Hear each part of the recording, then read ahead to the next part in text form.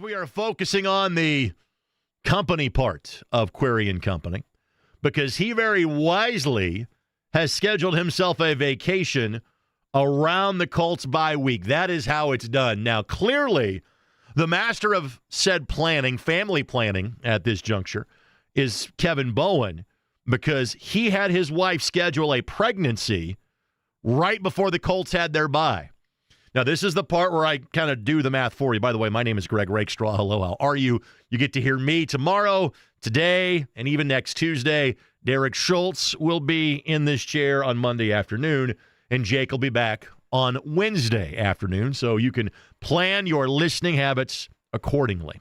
But to go back to the happy Mr. and Mrs. Bowen, I texted him that this week. I said, by the way, you should take full credit for planning to have a child around the Colts bye week.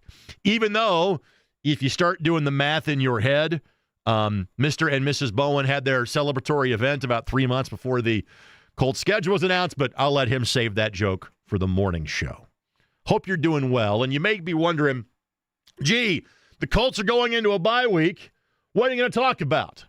Well, in sports talk radio parlance, you still find a way to talk about the National Football League, and we will do that at least for a segment that I'm sure it'll be brought up in more casual conversation throughout the course of the program. But Matt Taylor will be on the show at 1 o'clock. And I texted Eddie earlier this week. Believe it or not, there was actually a level of planning that went into these programs on Thursday and Friday. I mean, these were a good 3 or 4 texts that went by between the two of us over the course of 3 or 4 days. And I said, listen, I'd love to have Matt on the show. He's normally on every Thursday. But if the man actually wants to take a day off, that is perfectly fine. It is a bye week. The Colts offices kind of go dark for several days, as they should. People have been going at this full-bore hardcore since at least July 20th. So that's 3 weeks of preseason football, a couple 3 weeks of training camp. You get a little bit of downtime around Labor Day, and then it's a blur. You were in whole nother country and continent, like by this time, last week. It's like, no, I want to do the show. So Matt will join us at 1 o'clock. There is plenty of other football that we will be discussing on the show. And something that is near and dear to my heart, I am entering my 5th year as the voice of the Monon Bell Classic. And this is easily in the top 5 of all the things I get to do on a yearly basis. There is a sports bucket list. And for the next time I fill in, when it is not so busy around here, as you will hear from the variety of topics that we will have to discuss on the show today, at some point in time, like, say, Eddie, if I'm filling in like in late April or early May, and it doesn't look like there's going to be the Pacers playoff push that we had a season ago for this basketball team, file this down for future use. We will officially put together a sports bucket list because we will always say things like, hey, you should put this on your bucket list. It'd probably be nice at some point in time if we actually made a list. When we do, attending a Monon Bell game is something you need to do. If you're a Wabash alum or a DePaul alum, a relative of one or the other, trust me, it's already on your list. You've probably been there, and once you go once, you want to go back each and every year. But given how good these two teams are, like they're both ranked in the Division III top 25, and that the winner of the game will likely, not guaranteed, but likely clinch a berth in the Division III postseason. And if it is DePaul, they would do so for a 5th consecutive year. And given the fact that, yeah, I realize it snowed last week. It's supposed to be like 70 and sunny on Saturday. Sun's out, guns out in terms of the weather forecast at Little Giant Stadium. I've actually worn like a sweater vest as part of my shirt and tie ensemble. I think I got to ditch the vest this time around. Now, I wear blue when I'm doing that game because me and the officials are supposed to be the only neutral folks involved in the actual game. Like, literally, I have got a DePaul color commentator in Brad Walker-Merca. I have got a Wabash color commentator in terms of Steve Hoffman. Me and Kelsey Casper on the sidelines, we're the neutrals. Everybody else gets to pick a side in that game. And that has to even go, well, what I wear from a color standpoint. So much like preseason football, Blue Suit Saturday coming up for me with the Monon Bell game. ISCSportsNetwork.com, YouTube, Twitter, Twitch, Apple TV, Roku. Watch parties literally across the globe. And I will bring that passion for the Monon Bell to the airwaves today because we will be joined by both head coaches. Jake Gilbert at 1:30, Brett Dietz of DePaul coming up at 2. So if you're a small college person, if you're a Wabash or DePaul person, this is the day for you because your beloved event in the Monon Bell Classic gets the attention it so justly deserves on the program today. Now, oftentimes, I have used the backdrop of the Bell game, whether I was the television voice of it or just kind of talking about it in previous years, of saying, well, it's great that we have this high level of football because at the Division I level, normally by the time we get to November, we're focused on the basketball season. Obviously, that is no longer the case. And that was no longer the case for a lot of years at Purdue. Obviously, now it is no longer the case in Bloomington, as the Hoosiers are 10-0. And even though there has been some modicum of success against Wisconsin, and by some, I mean, like, I can think about, like LaVon Williams and Antoine Randall going off. I can think about a Jerry DiNardo win against Wisconsin. I think one of his 8 that he had as the head coach at Indiana University. I can think of the Tom Allen win in the COVID year against Wisconsin. But I can also think about 83 stinking points that were scored by the Badgers at Camp Randall. These days, life's a little different. Luke Fickell is on job status watch seemingly every Saturday. And if there is a guy that has been, I'm not sure if cruel, but uncaring sometimes about putting some points on the board, like 66 last year against Purdue, Curt Cignetti would be that guy. So in years gone by, we've worried about Wisconsin running it up against Indiana. Now, Wisconsin defensively has actually been pretty solid this year. Offensively, they have been dreadful. They found a way to win their first Big Ten game last week because the stat we were throwing out before the Penn State game was that the last 3 opponents Indiana was going to play had the same amount of Big Ten wins that Eddie and I have had so far on the season. That is no longer the case. That trio of teams now has 1 more Big Ten win than Eddie and I have had so far on the season. So Wisconsin coming up Saturday at noon. Kaelon Black will be joining us on the program, one of the 2-star running backs for the Indiana Hoosiers. And again, the Indiana story, to me, is one of the more captivating stories, not just in local sports, but in the landscape of the sports that get the attention of the talking heads, the Twitter sphere, the blogosphere, whatever the way that you consume sports. Obviously, we are fascinated by it here because it's a team that has never been successful in our backyard. The tailgate was always the place to go, not exactly the game. It's funny how success changes those things. And now, every seat is full.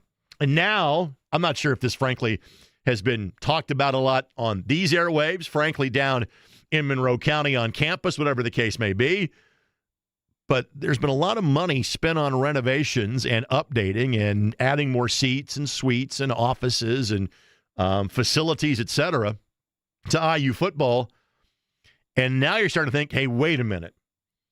If success isn't fleeting, if you've backed up 11-2 and making the college football playoff by being the current number 2 team in the country and being undefeated, and seemingly it would take something of a monumental upset for you to not be in the Big Ten football championship and or the college football playoff, you got to start adding on Memorial Stadium again?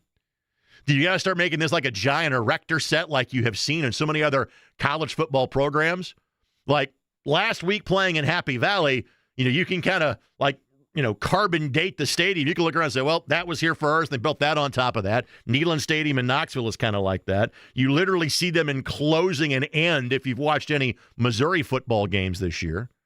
You kind of wonder, is that next? Because all of a sudden, there is now far more than a demand for 55,000-ish seats to go watch an Indiana football game because people aren't staying in Dunn Meadow. They're getting their butt to the game because they want to see a butt kicking administered by suddenly everybody's new favorite football team. So there's a lot of different ways that we can kind of take the conversation. I have given Eddie a homework assignment, maybe not for Friday, maybe by next Tuesday, about, I think, a unique perspective, talking about Indiana football. But Kaelon Black will be joining us coming up in the 2 o'clock hour of the show. One other guest that we will have on the program today, and in fact, he will be joining us in the next segment of the show. And here is I don't think I need an excuse to put somebody on the program, but here is the logic that kind of hit me from a common sense standpoint. Maybe I should get him on. So, normally the car wash for me in terms of appearances on radio shows here on the station, I'm on with JMB every Tuesday at 3:30. And then normally I'm on with the morning show guys every Friday morning at 8 a.m. And then normally it's Friday night and most of the time Saturday night that I'm on with Bob Lovell on this station, WIBC, wherever the case may be. Well, first of all, I was thankful enough that apparently the bye week necessity got me an invitation to be on this here program yesterday. As I was on, well, like right about now, as I was on my way up to Cleveland a day ago. But the last 2 days, for all of the various things that I do, and my email signature is a long one, because I put a bunch of that stuff on there. It wasn't a Colts question, wasn't a high school football question, wasn't an Indy 11 question. It was, so you were at a game where the winning team scored 121 points? Yeah, that's right. Yeah, it's called the system. Mm-hmm. Yeah, they play the Grinnell style, play the Loyola Marymount style.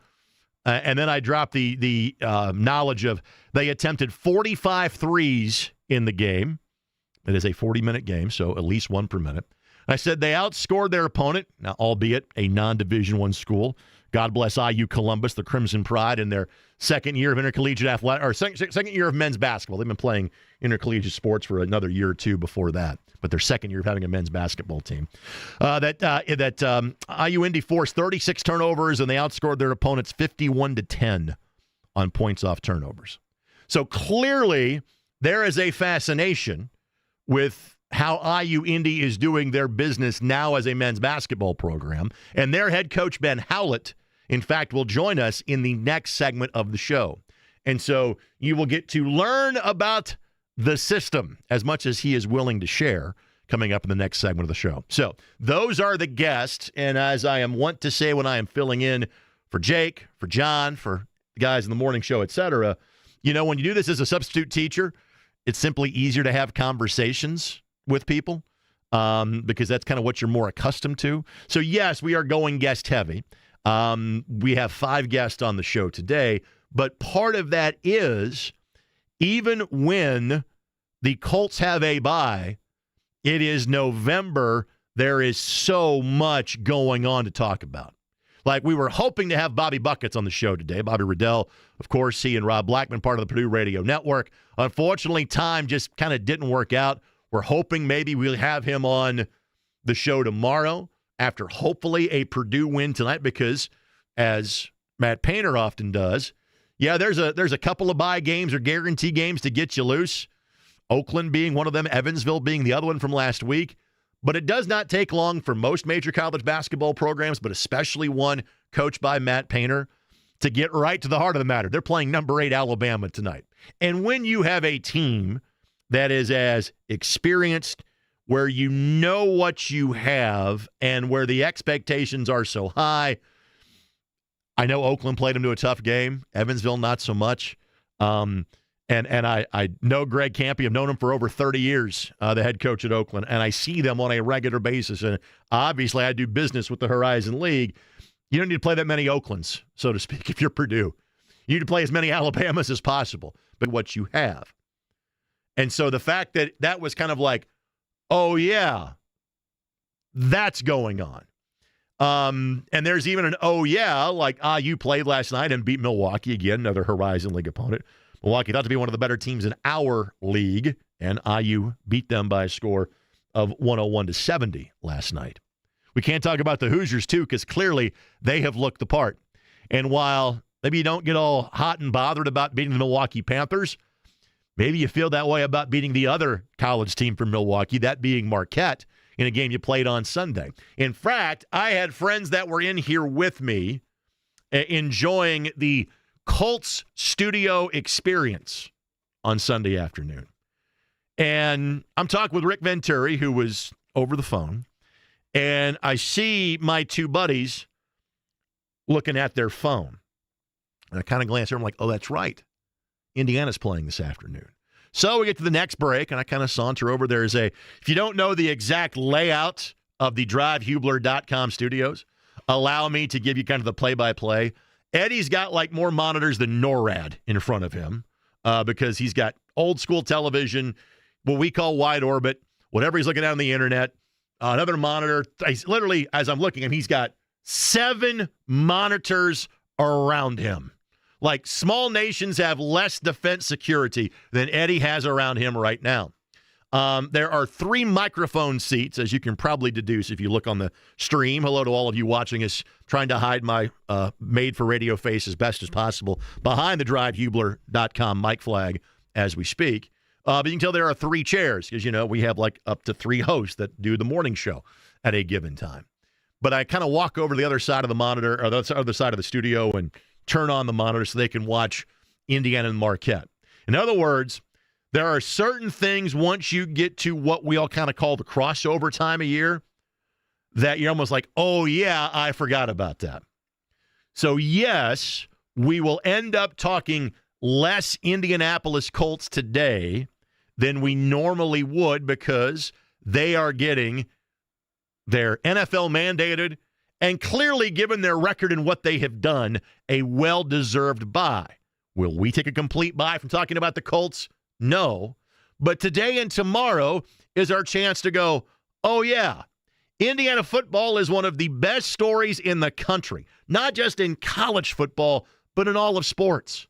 The team that had the most losses in major college football history is now one of the best teams in the nation for a second year in a row. We'll dedicate more time to that. The Indiana University basketball team, which apparently was unaware that modern basketball revolves around three-point shooting. They seemingly have a guy that has figured that out now, and his son can really play. And all of a sudden, Indiana is now, from a basketball standpoint, which it's crazy that I have to delineate which team I'm talking about, right? Because normally when you say Indiana, as in university, you assume I'm talking about basketball. Well, now I have to go, no, football team. No, basketball team over here. Again, good problem to have if you're down in B-Town. But the football team is kicking ass and taking names. Basketball team, small sample size, looks good, looks entertaining. Actually, a brand of basketball that you want to watch. So it gives us more of a chance to talk about that. And again, here's Purdue, who, ho-hum, looks like they're going to be in the Final Four because Braden Smith's one of the all-timers, and Trey Kaufman-Wren's really darn good, and Fletcher Lawyer's really darn good, and they've kind of rearranged the pieces around those guys this year. They got a big game tonight. Oh, yeah, let's talk a little bit more about that. Butler's back on these airwaves. We'll talk more about that tomorrow, although a lot of fuego for them early in the year. A guy whose sweater vest said is always fuego, Mark Minner, will be joining us on the program tomorrow.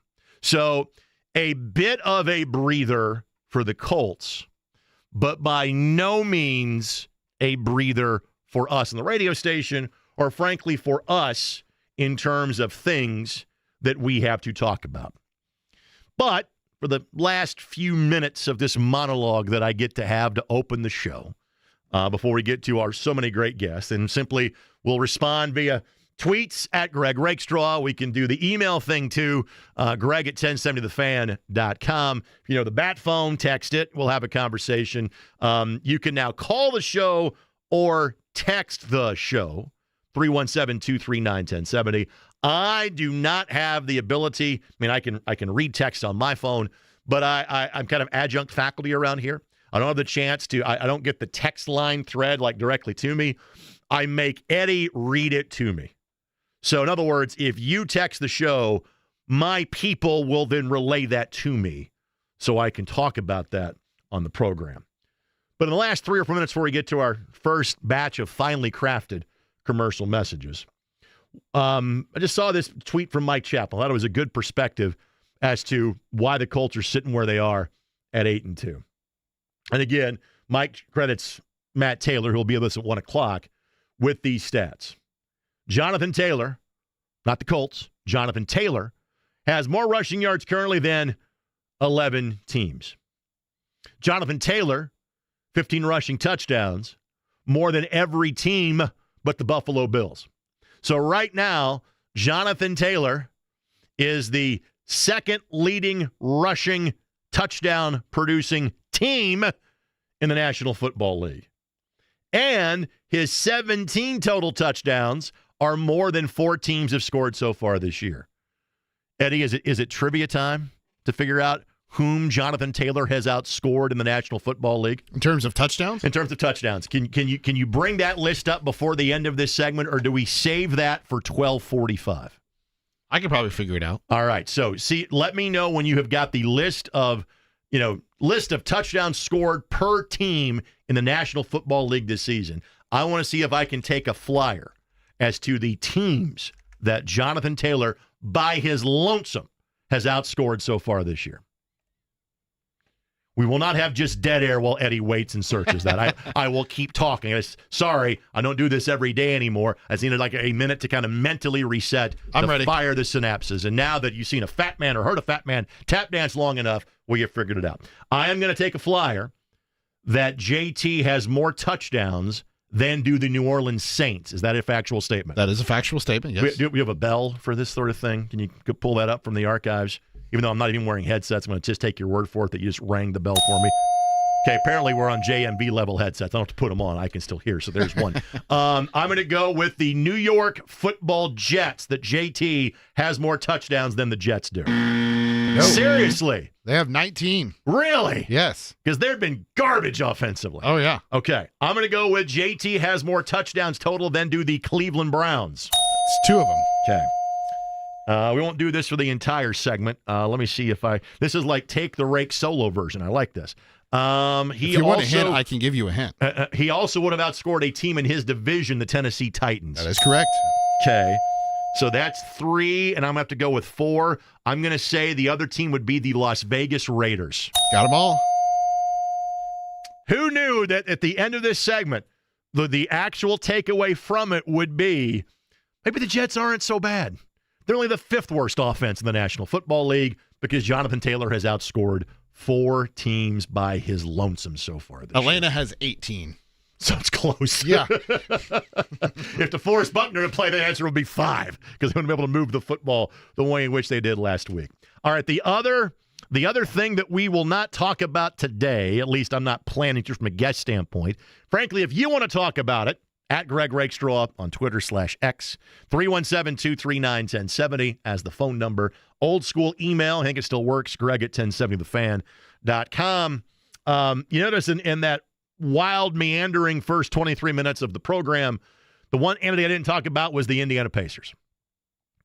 And that is not to shun the Pacers for their poor start, but that is because the issues are so easy to explain.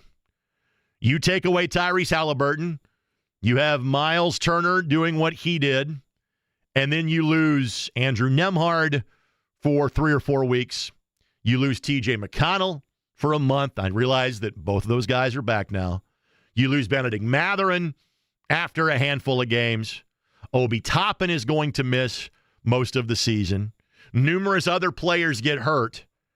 I mean, it's the discussion/debate about the Indiana Pacers takes about like 4 seconds. They don't have any dudes. And I was chiding Kevin Bowen, and again, Kevin will be, not that he needs to defend himself from me in any way, shape, or fashion. I'm jealous of his hair and his golf game and his free master shirt that he got. Maybe I'm jealous of Kevin Bowen, actually, come to think about it. But he was talking about this in the morning show today. I'm going to blame the sleep deprivation with having a newborn as the reason why. And that would be the fact that, the Pacers maybe should be playing better than they are. And maybe they should be. But if you take away like 4 or 5 key pieces from last year's NBA Finals team, not many teams are going to be good. And so not as much Pacers conversation right now, not because I want to ignore them or shun them, because I feel bad for them. And to me, you kind of give them a pass or grade on the curve. They do play tonight against the Phoenix Suns. Fingers crossed for the best. Pregame coverage starts at 8:30 or 9 this evening, Mr. Garrison. 8:30. You would be the person that would know as the gentleman on the ones and twos, the DJ Jazzy Jeff of the Elevance Health Radio Network. See, even this substitute teacher gets the other radio network right. Because normally I say the Ascension St. Vincent Radio Network. And just like on Sundays when I say that, it's time to go to a break on 93.5 and 107.5 The Fan.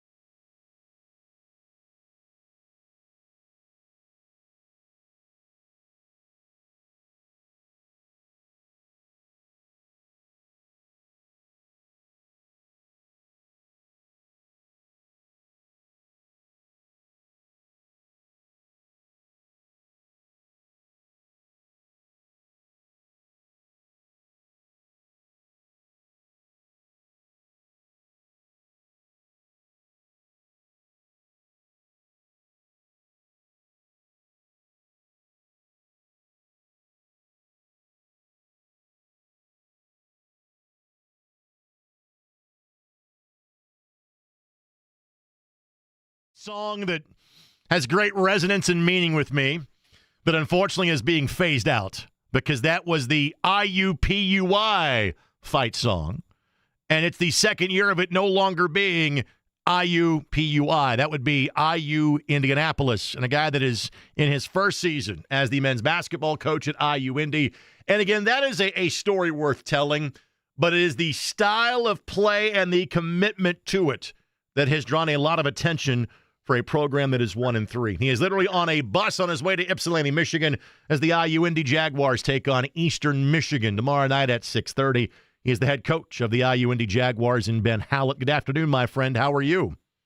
I'm doing fine. We're just, like you said, on our way to Eastern Michigan, and excited to talk to you guys here. There are a lot of folks that see 121 points, and I dropped the two stats that jumped off the page to me. 45 three-pointers attempted, 36 turnovers forced, 51-10 was your advantage in terms of points off of turnovers. Again, those are staggering numbers to some. My guess is that kind of feels like an average day to you. Is that a correct statement? Yeah, I think it was actually a below average day for us. I wasn't real thrilled with the way we played in the first half, and just sloppy at times and unforced turnovers on our end, and then really challenged them at halftime to, take it up another notch and play a little bit harder with more intensity. And we went, a platoon every minute. We put 5 in, 5 out every minute, and I think it paid dividends for us here in the second half. 48 points in half number one, 73 points in half number two. So clearly the halftime speech, got guys in a little bit of gear. I kind of want to take this bigger picture. You played at West Liberty, and this is the style that you played at West Liberty, correct?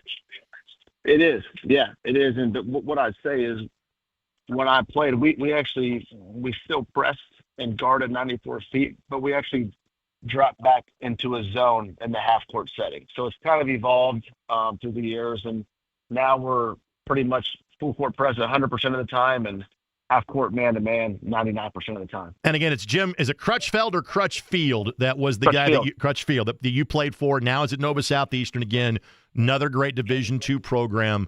As a player, what was it like to adjust? I mean, was that the style they played when you were recruited? Did that change when you got there? As a player, which you're not that far removed from your playing days, what was it like having that sort of freedom and playing at that sort of pace?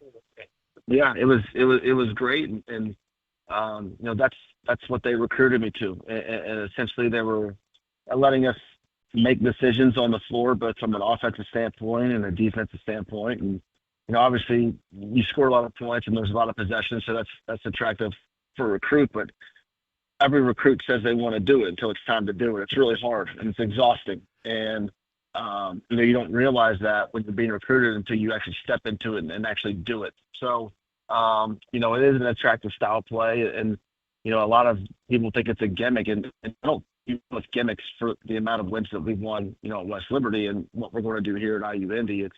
But it takes time, and there's some growing pains, and we're going through some of those right now. But we're going to get this thing done, and we're going to flip this program. So again, for those that know, again, Ben played at West Liberty, then was an assistant coach at West Liberty. In his 8 years as the head coach at West Liberty, which is in West Virginia, Division II, Ben's record as the head coach there was 217-37. Your goal at the Division II level is to win a national championship, but kind of the marker of success is being in the Elite Eight, which is something West Liberty has been to on a multitude of times. I had the pleasure of broadcasting one West Liberty game. It was when Ben was an assistant coach at the time. So do you remember back to 2013, you're playing the Elite Eight at Freedom Hall? I remember being there, and I want to say you scored somewhere in the vicinity of 120 points, I think, that day, which is obviously what you scored on Tuesday. The conditioning that these guys have to play that style. How do you build that up in the offseason to make them game ready to do this 30-plus times a year? Yeah, that's kind of, everyone thinks they know, but we don't really condition. What we do is we play every day to 100. And if you do it the right way and you press and, you run out of trap and you sprint rather than just run, you're going to be in way better shape than going out there and running suicides every day. I can run a suicide right now. I can't play 2 possessions in our system. It's exhausting. And so with that being said, we're keeping track of winning and losing too. Everything these guys do is monitored, and we keep track of the wins and losses, and we post that in the locker room. So we keep track of that. And at the end of the fall, we'll say, either you're a winner or you're a loser most times, and we're going to play the guys that win those games. Those meaningless games actually mean something to the coaching staff. Again, Ben Hallett, our guest. He's the new men's basketball coach at IU Indy. Again, they're on the road to play at Eastern Michigan. The system is what it is called. And when I describe, this is maybe goes the direction of basketball nerd. I think for this show it's okay. When I try to describe to people that the 2 examples I cite are Paul Westhead, Loyola Marymount of Bo Kimball, Hank Gathers, and the other would be Grinnell from the Division III ranks. How is what you do different, whether it's a lot or a little, than those 2 examples I just gave?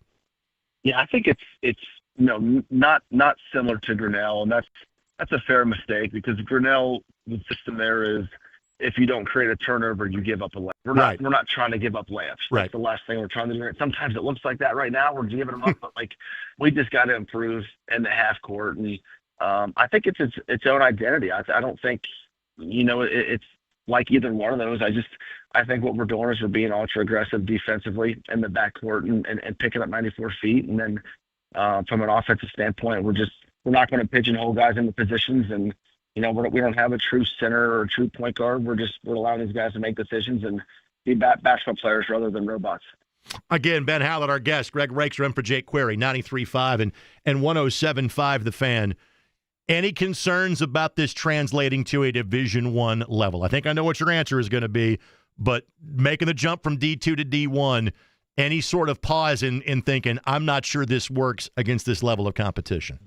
Nah, it's going to work, and it's only a matter of time. And that's kind of where we're at right now as a team is we've played a tough schedule so far. We've played Ohio State, LIU, who's projected to win their conference, and Butler. And had some good moments in those games, and we're going to continue to get better. The one main attribute to this system is you improve throughout the year, and we've got a lot of new guys that are playing this for the first time, and we're starting 2 true freshmen. It's going to take time, but eventually it's going to work, and we just want to put ourselves in a position in March where we feel like we can win the conference tournament when we get there. There, a couple quick things. We'll let you go because, again, you got a bus ride to kind of complete. And the way you play, it can be anybody on a given night. You played kind of 11 when the game was still competitive. All 15 guys had a chance to play because you won by 42 points on Tuesday afternoon. But the guy that, again, is fascinating to me because he's your point guard as kind of a back-to-the-basket player, and he's from a place where you don't think about finding college basketball players. Tell me about Finley Woodward being from Bristol, England, and being a guy that had 20 assists in the first 3 games of your season. That doesn't surprise me. He can dominate a game without scoring a point, and kind of a unique situation where he was at a prep school in Ohio. No one was really recruiting him, even at the Division II level, and we just saw a guy that can do a little bit of everything and very skilled and easy to play with, and a guy that really likes to win. And it was a no-brainer for us, at West Liberty. And then when I was fortunate enough and lucky enough to get the job here, it was a no-brainer to bring him along with us here. So he's bridged the gap. He's helped these other guys kind of understand what we're doing in terms of style of play and the intensity level it takes to play in this system. And we're going to lean on him throughout the rest of the season. Couple quick things, and then we'll let you go. And frankly, you don't care where the guy is from. If he can play your system, he can play. If he helps you win, again, you don't care.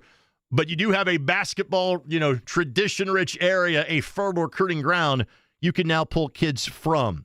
What's sort of the response you're getting from recruits in this area, from high school coaches, et cetera, about the system and what you can do with it here in the city of Indianapolis? Yeah, we've gotten just great coverage from obviously the local media. Then we're getting a lot of interest from the local high school coaches, and I hired 3 guys from the state of Indiana who's helped me learn the lay of the land and help me learn these coaches and understand who they are. And the response has been great. And after the Ohio State game, we did lose, but we did put up 102 points against them, against a Power 4 team. And I've never been more popular in my life. My email was flooded with emails and all positive things. So it's good. But, for me, we're sitting at 1-3 right now, and none of that stuff matters because we want to win games. We want this stuff to translate into winning, and that's our job as coaches to get it there. Final thing before we let you go, and you and I had a version of this conversation on Tuesday afternoon on the game on MyNDTV and ESPN Plus. 5,568 fans were at the game on Tuesday. Almost all of them under the age of 11. They were kids that read enough during the course of the season to earn a field trip to not be in school for 3 hours and come watch a basketball game. I had headphones I could put on. Are your ears still ringing from 2 days ago? Yeah, loudest game I've ever been a part of, and it's I could not. I've got a pretty good voice, but during a timeout, it was tough for our guys to hear what I was saying. But I just it was a great cause, and what a cool field trip those kids got to take part of, and coming to a college basketball game. And I know our guys certainly appreciated playing there and the atmosphere, and it's something that I hope we continue to do at IU. Listen, there's a 55-year-old guy that does afternoon drive that asked me about having eligibility. So if you get a text or an email from a guy named JMV, he's not going to run back and play defense. He has no problem firing a three-point shot within 8 seconds of a possession. So just a heads up, you might be getting that phone call, okay? I've had a couple of those guys in my career, so I know all about them. Go get a win at Ypsilanti tomorrow, buddy. Thanks for the time. I'll see you real soon. Yes, indeed. Take care. Van Halen again, brand new head coach at IU Indy. Again, he is joining us on the Java House Peel and Pour guest line. How did I do with that? Nailed it. Sponsorship activation engaged. Yes. We could talk more about the system. We can talk about more about other things. But again, once I knew I was going to be doing the show this week, and John led up the conversation with, tell me about IU Indy. And Jake led the conversation with yesterday, hey, tell me about IU Indy. I go, you know what? How about I get the guy that is the head coach at IU Indy to talk about that? Open segment, this segment, Matt Taylor, the segment after that. You got something you want to talk about? Now's the time. 317-239-1070. It's Greg Rakestraw filling in for Jake Query. Query and Company, 93.5 and 107.5 The Fan.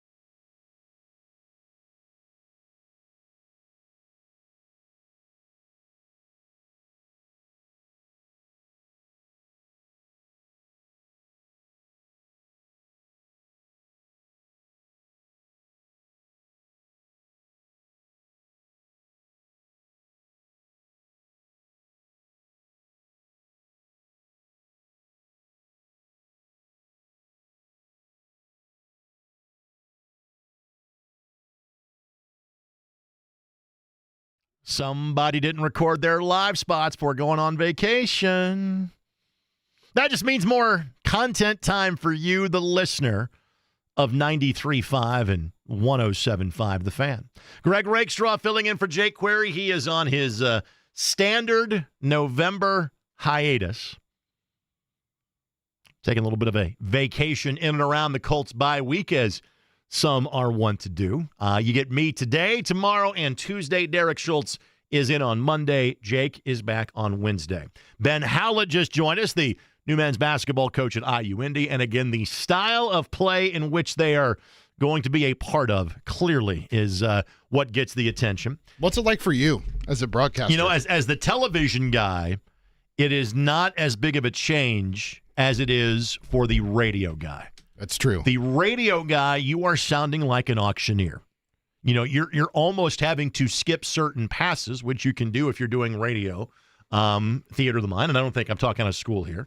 It is a guy that used to be a part of this program, and Jimmy Cook, that is doing the play-by-play for IU Indy this year on a different frequency. Congratulations, Jimmy, on the job. I know you'll do a tremendous job. He's on the trip probably right now. If not, he's heading up to Eastern Michigan tomorrow for that game in Ypsilanti.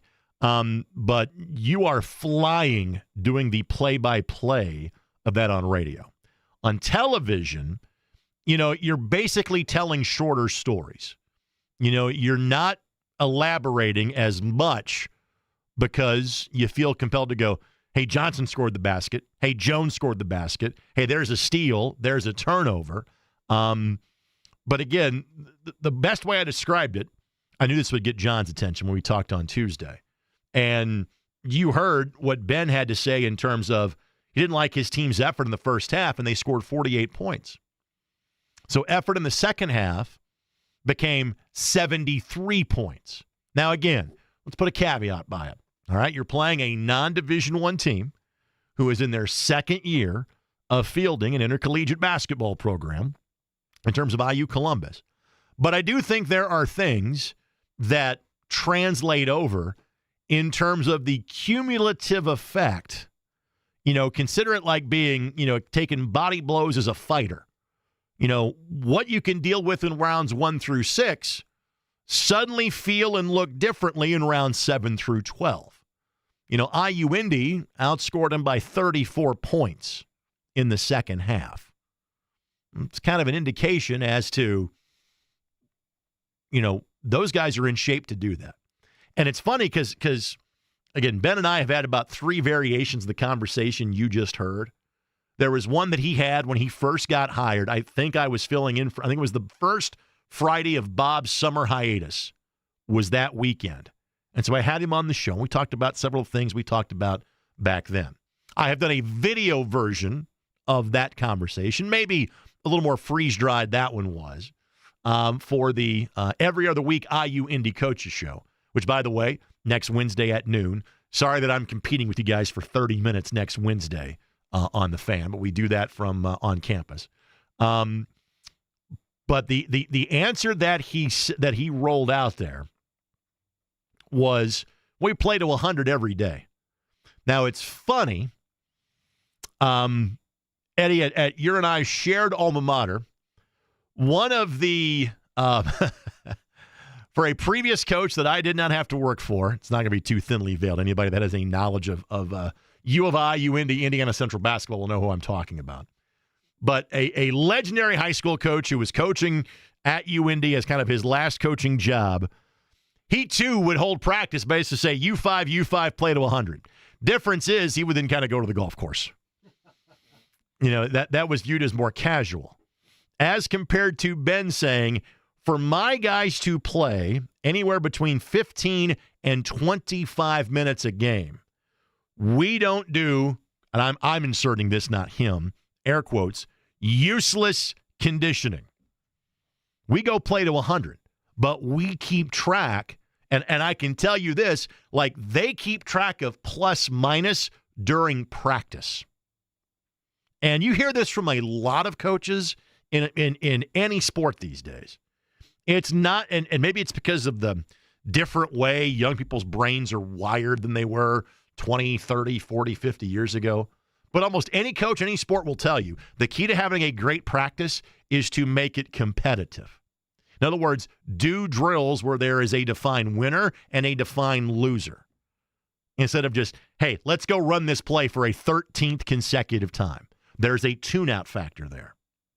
But if you make the drill competitive and there is a prize, or maybe runners are going to go lose, all of a sudden, things kick in. But that is something that Ben doesn't do in his practices. They are keeping track of who is winning drills. They're keeping track of who is winning games. And I've heard that conversation about a particular player. And this guy's great, never wins. And again, there is something to that. But of the things that we talked about in the last segment, that's what stuck with me, is that we play to 100 every day. I mean, your goal is to get to, actually, frankly, their goal is to get to like 110 or 120. Like 121. And I put this on either the Facebook or the Twitter post I had, basically saying, hi, look at me. I'm at the Coliseum at 9:45. Please watch my game at 11 a.m. on my NDTV and ESPN Plus, because that's what all of us broadcasters are doing. Okay. Every time you see a social media post, look at my office today. Hey, look at where I get to be today. What that really means is I'm going to be on this medium. I would like for you to tune in or watch. They're not paying me by the viewer, but it doesn't hurt if you would. It's really what we're doing. And I put on one of those, the Jags might score 150. That was not to be derogatory to IU Columbus. But if you go back and check the math, what did I tell you that IU Indy scored in the second half of that game? 73. Mm-hmm. Double that up, 146. Now, against Division I competition, that number is probably closer to like 115 or 120 in terms of really what I think they can get to. Will there be, again, you see it in NBA games, good Lord, the Jazz put up 152 on the Pacers on Tuesday night. But in a 40-minute game at the Division I level, you don't see that. And Ben alluded to it as well. And this is not like moral victory talk here. But before the game against IU Columbus, the most points that IU Indy had scored in a game this year was at Ohio State. You know, that in Butler, they had their 2 games against Power 5 competition the first week of the season. The only other guarantee game, as we call it in the business, where you take a paycheck and normally it's belt to backside, would be at Grand Canyon on December the 22nd. Those next few games for them, Eastern Michigan, Charleston Southern, Alabama A&M or Alabama State, I forget which one it is, Air Force, and Morehead State. And by the way, the Morehead State game is the next home game. So if you're in this conversation going, man, I want to see that. Jungle on campus, November the 29th. I'll be the fat guy in the suit on the side opposite the team benches. ESPN Plus is where you can watch that one as well. From talking about the IU Indy Jaguars to talking about a team that, well, wants to pummel the Jaguars when they see them on December the 7th, December the 28th. That being the Indianapolis Colts. They have a bye, but Matt Taylor still has time for us. He joins us next, 93.5 and 107.5 The Fan.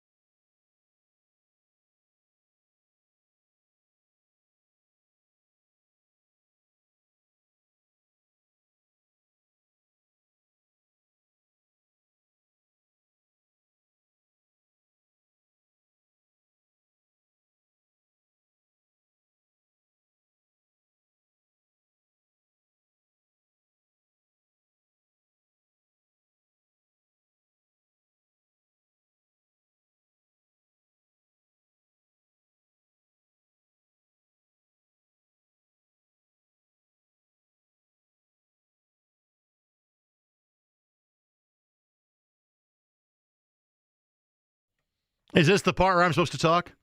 See, you'd think I'd have basic understanding. Big voice guy stops talking. I start talking. My apologies for doing something of the day job while trying to finich that out. Greg Rakestraw, substitute teachings. This is what happens. You have a substitute teacher. Does not run as smoothly of a ship as Jake Query does. At some point in time, a little Falco, not Shane Falco, but Falco will be played in honor of Jake's trip later in the program. A man that might be old enough to get that reference. He tends to be an old soul, and I hope that he's kicking back, relaxing someplace, somewhere. It is Matt Taylor that joins us now on the Java House Peel and Pour guest line. Hello, my friend. How are you? I'm great, Greg. Good to be with you. Hope all is well. I know that I've experienced jet lag, not so much coming back from Iceland, but coming back from like both Hawaii and Alaska. How is German jet lag treating you? You know what? It's not too bad. I think the adjustment there is, for me anyways, right? I think the adjustment there is way more severe than coming home. Because we got home we landed on, Monday morning at like 12:30 after the game. And so by the time I got home, I was tired and it was time to sleep anyway. So, the adjustment coming back is not as bad because when you land, you've been up all night in the middle of the night on the plane, and we landed at 10:30 in the morning German time after flying all night. And I don't really sleep all that well on planes. So, when it's time to be up all day German time, like you're exhausted, your body clock is ready to go to bed. So I think that was, to me, the hardest part of the 6-hour time difference is just kind of like powering through Friday and then getting to a normal, body clock position, if you will, to be able to go to bed and get in sync with the German time. So going back, not as bad, but getting there, that Friday, that was definitely a struggle to stay awake and fight through that German time zone. Because of now having done this and now having traveled for the better part of the last decade with the team, is this now something that, frankly, you're used to? Because, again, nobody's complaining about our jobs between you and I, what we get to do for a living. But say if you're coming back from a West Coast trip, if you're playing a night game, maybe you're getting back at 4 or 5 in the morning. The cycle doesn't stop. You got to be in the office first thing next morning. So has your body just gotten used to tolerating that at this point? Yeah, I think the thing that I'm still not used to is being able to, or having to work, on a bus when it's cramped, or, bust out the laptop on a flight when, the quarters are tight and the Wi-Fi's not all that great. You're just trying to when you're on the plane for a long time and you've got a lot of work to do, and the next day is like barreling down on you and it's not going to stop, right? It's rinse, wash, repeat for the next day. Like the grind of the NFL cycle it's not going to stop for you or anybody else. Like you're trying to get a leg up on working while you're traveling. That's the hardest part, is just, you cram all your stuff in a bag and you get it back out, and you got, the tight quarters of the airplane, and, you drop your mouse and all of a sudden it's under your seat or the seat in front of you or behind you. Like that's the kind of stuff that like people don't understand. Is like you're just trying to work in these pockets of time while you're traveling, and there's a million things going on. But again, like you said, nobody feels sorry for us. We're doing what we wanted to do when we were 10 years old. We don't really work for a living, right? We get to go to games and we get paid to do it. So all things considered, man, life is pretty freaking glorious. And under that same kind of tenor and tense here, and stuff that broadcast nerds care about, how was your view? You're in an amazingly historical stadium, and I love the fact that clearly Jonathan Taylor's and others grasped the importance of the 1936 Olympics in Berlin. Obviously, James Boyd and Stephen Holder certainly had very poignant tweets about that as well. What was your location for the broadcast? How were the viewing angles? Because obviously that's not built for American football. What was it like? Yeah, Olympic Stadium, to your point, it's more for soccer, from a modern, soccer is housed there on a more permanent basis. So they actually had to build a makeshift press box, and they did a good job. They had broadcast locations for TV and radio, and they had other, tables and other sections set up for the press media. And so we basically, we're outside, the section that we were in, 2 sections over, there's the fans. So you're basically out, amongst the public, amongst the fans. But we had a really good sight line. They're pretty much at the 50-yard line. Because the stadium used to have a track around it, you felt like you were pretty far away from the field itself. But that's okay. I mean, you've got a monitor next to you, and you've got binoculars to kind of make up the difference. Where we were, Greg, this is fascinating. The stadium itself is, from what I could tell, is pretty much unchanged. The integrity of the stadium from when it opened in 1936 is pretty much unchanged. Like the structure, the blueprint is pretty much the same.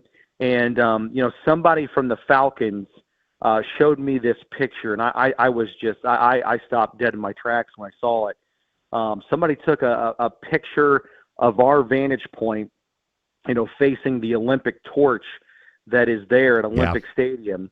And then they superimposed the 1936 view from that same angle, looking at the Olympic torch. And like there's some app, there's some modern technology that you can use to kind of overlap the two pictures. And it is just eerie how close we were to Adolf Hitler's, perch or platform that he stood in and sat in when he took in games in that venue when it first opened. And that made me feel a lot of different things. I'm not going to lie. Like Sure. I said, I think that the word to use is eerie, and obviously there's a lot of reverence for the history of Berlin and our two nations, the United States and Germany.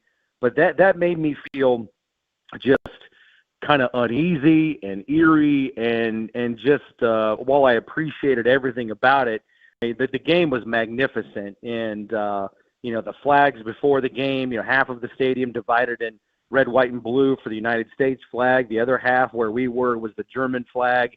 The red, the black, and the and then the yellow. It was the game itself was fantastic, and I'll remember that for the rest of my life. And tip of the cap to everybody involved. The NFL just hit an absolute grand slam in Berlin, and the fans were simply outstanding. And they're going to go back there for sure, because they really have something in terms of energy and passion within that market. Well, again, let me ask you this. Obviously, Matt Taylor joining us here. Greg Rakestraw filling in for Jake Query, 93.5 and 107.5 The Fan.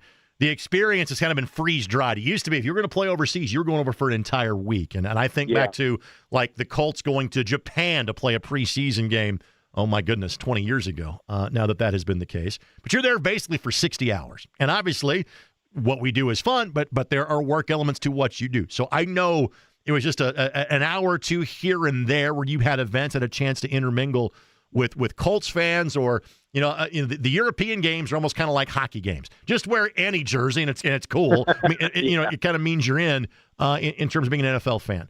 You met Colts fans from what different countries while you were over there? Germany, Austria, Switzerland, the UK, Ireland. But then also too, like it's sports, and the Colts in the NFL, it's the ultimate galvanizer, the ultimate uniter, if you will. So I met Colts fans from Plainfield and Mooresville Right. and Monrovia, and so like that was great too. And the biggest thing that I took from just interacting with the fans that I met is like they know ball, Greg. Like it's not like they're just like happy to be there and it's something to do and it's a spectacle to see. It's not like me going to a soccer game where like I have a million questions. You know what I mean? Like the NFL has been at this now for a long time, a decade plus of these NFL international games, and they've done such an amazing job of marketing themselves in these different regions. Like these people know what they're talking about. Like I met a group of guys, and I sat there and I talked to them for almost like a half an hour.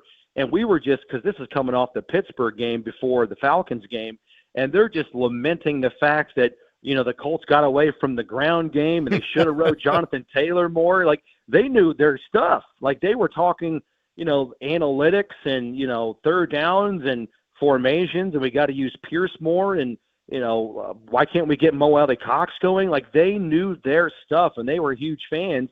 And so it was like highbrow football conversation. It was, I don't want to say surprising, but it was really fun. And They had the DOS Center opened up. The DOS Center is basically like, think of, like downtown Cincinnati, right, where Fountain Square is, kind of a couple of blocks away from the stadium. That's kind of what the DOS Center was, or maybe like Monument Circle for us here in Indianapolis. Big stage, kind of a big gathering space.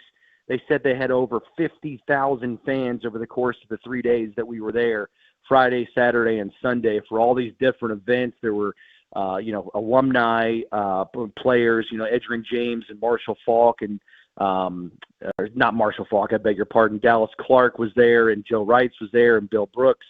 They were there signing autographs. There were, Bjorn Werner had a huge event there, and so there were all these, public facing, fan facing events for people to come in and just experience these other things, a part of the game.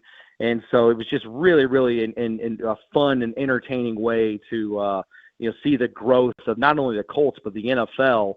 A couple of blocks away from the DOS Center, Greg, is the NFL Pro Shop, and it's a huge pro shop. Think almost like heyday of Circle Center Mall in downtown Indianapolis, and there was like an hour and a half line just to get in. Wow!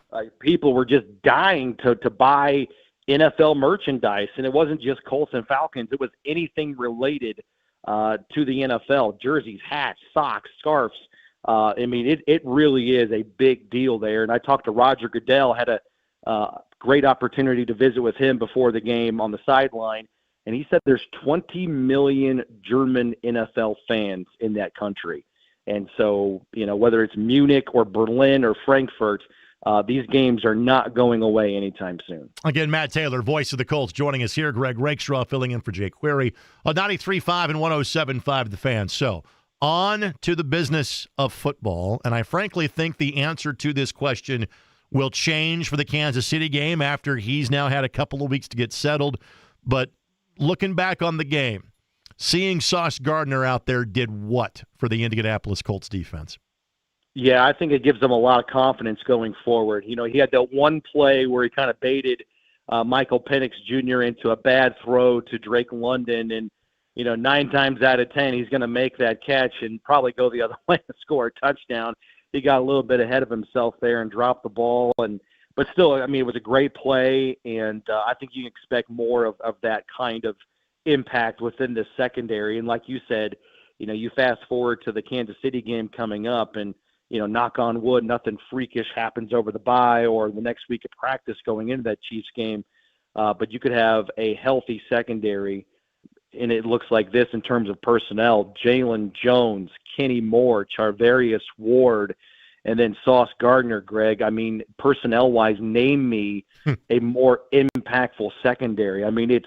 You're like foaming at the mouth as a fan just thinking about what could be right there, especially in the last 7 games of the season when you're trying to kind of calm down the passing numbers against that the Colts have allowed. And you're going to see some pretty decent quarterbacks.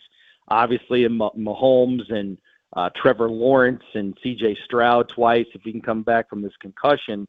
You got 7 games left, and it finally looks like this secondary is going to be in a position to be impactful like we thought it was going to be when guys reported on July 24th for the start of training camp. It's certainly a different iteration of the secondary we thought we were going to see, but impactful on paper and in terms of potential nonetheless.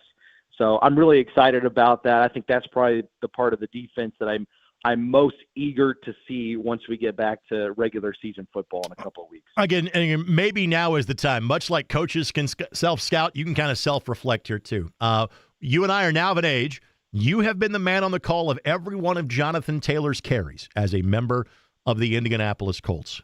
His 2021 season was special. This one has the potential to be even better / greater than that.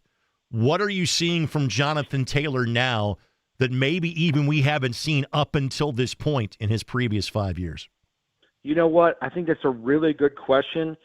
And I think, and I don't want to puff out my chest and, toot my own horn here, but we had this high level discussion before the season started. We said that the question was, in order for the Colts to have big time success, in 2025. Like, do something big and substantial. What is more important for this team on offense?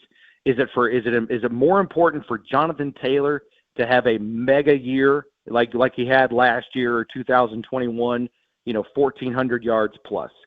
Or is it more important for the Colts quarterback? Because at the beginning of the season, we didn't know if it was going to be Daniel Jones or Anthony Richardson, so we just kept it vague. Is it more important for the Colts quarterback to flirt with like 4,000 yards passing?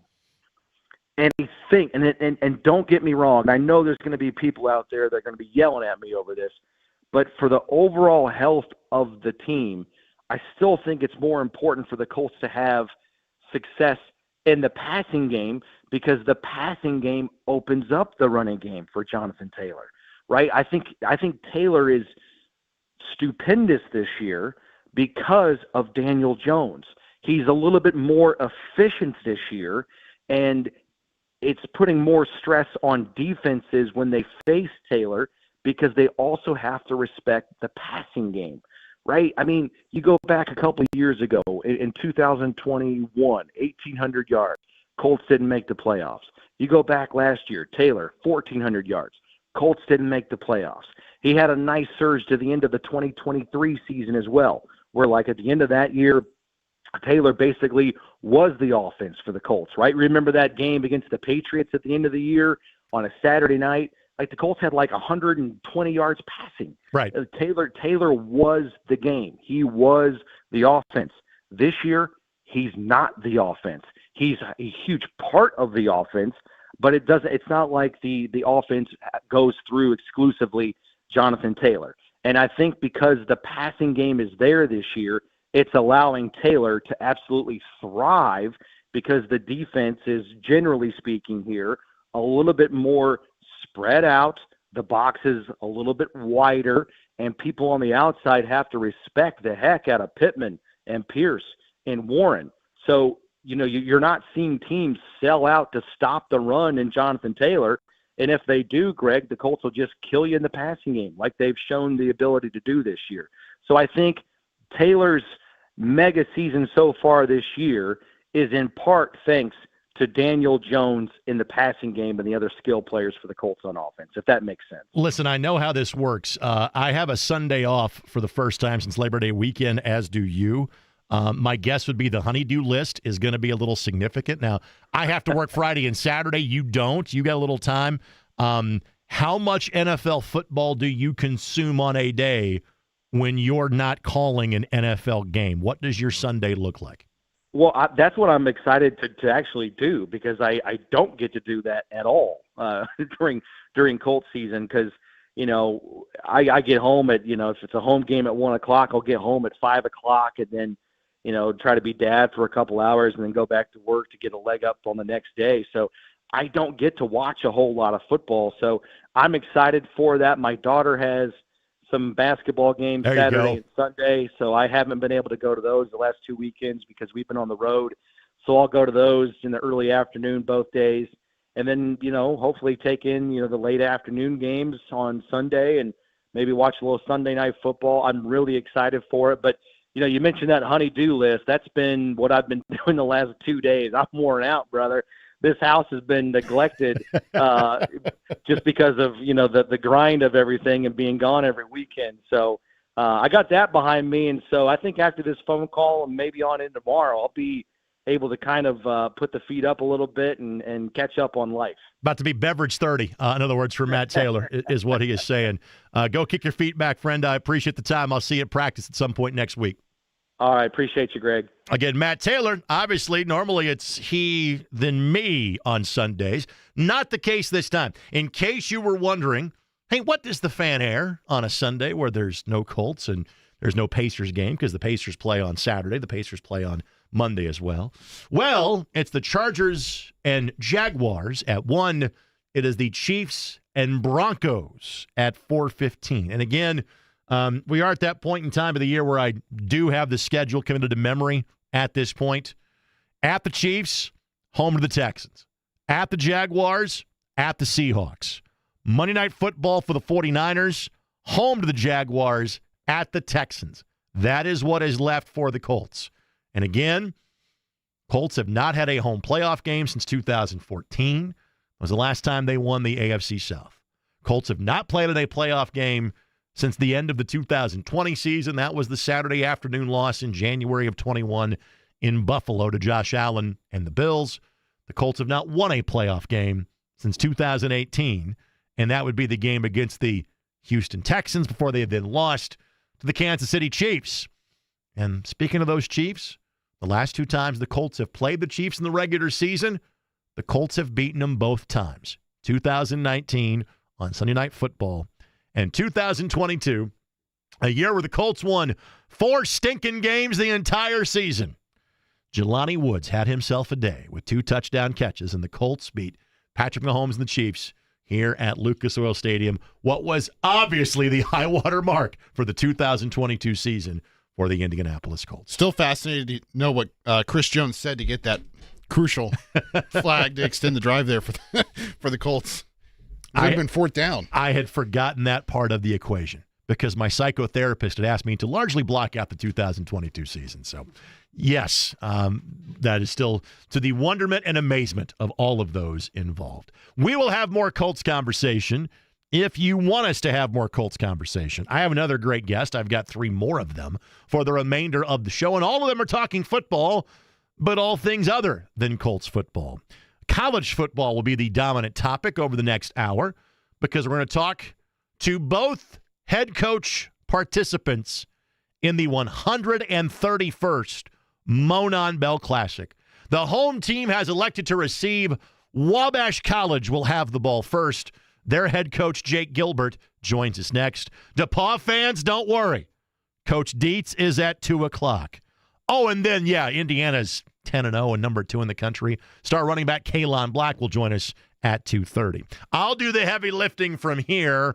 You can join us 317-239-1070, Greg at 1070thefan.com, or tweet to the program at Greg Rakestraw. Some Little Giant conversation when we come back on 93.5 and 107.5 The Fan.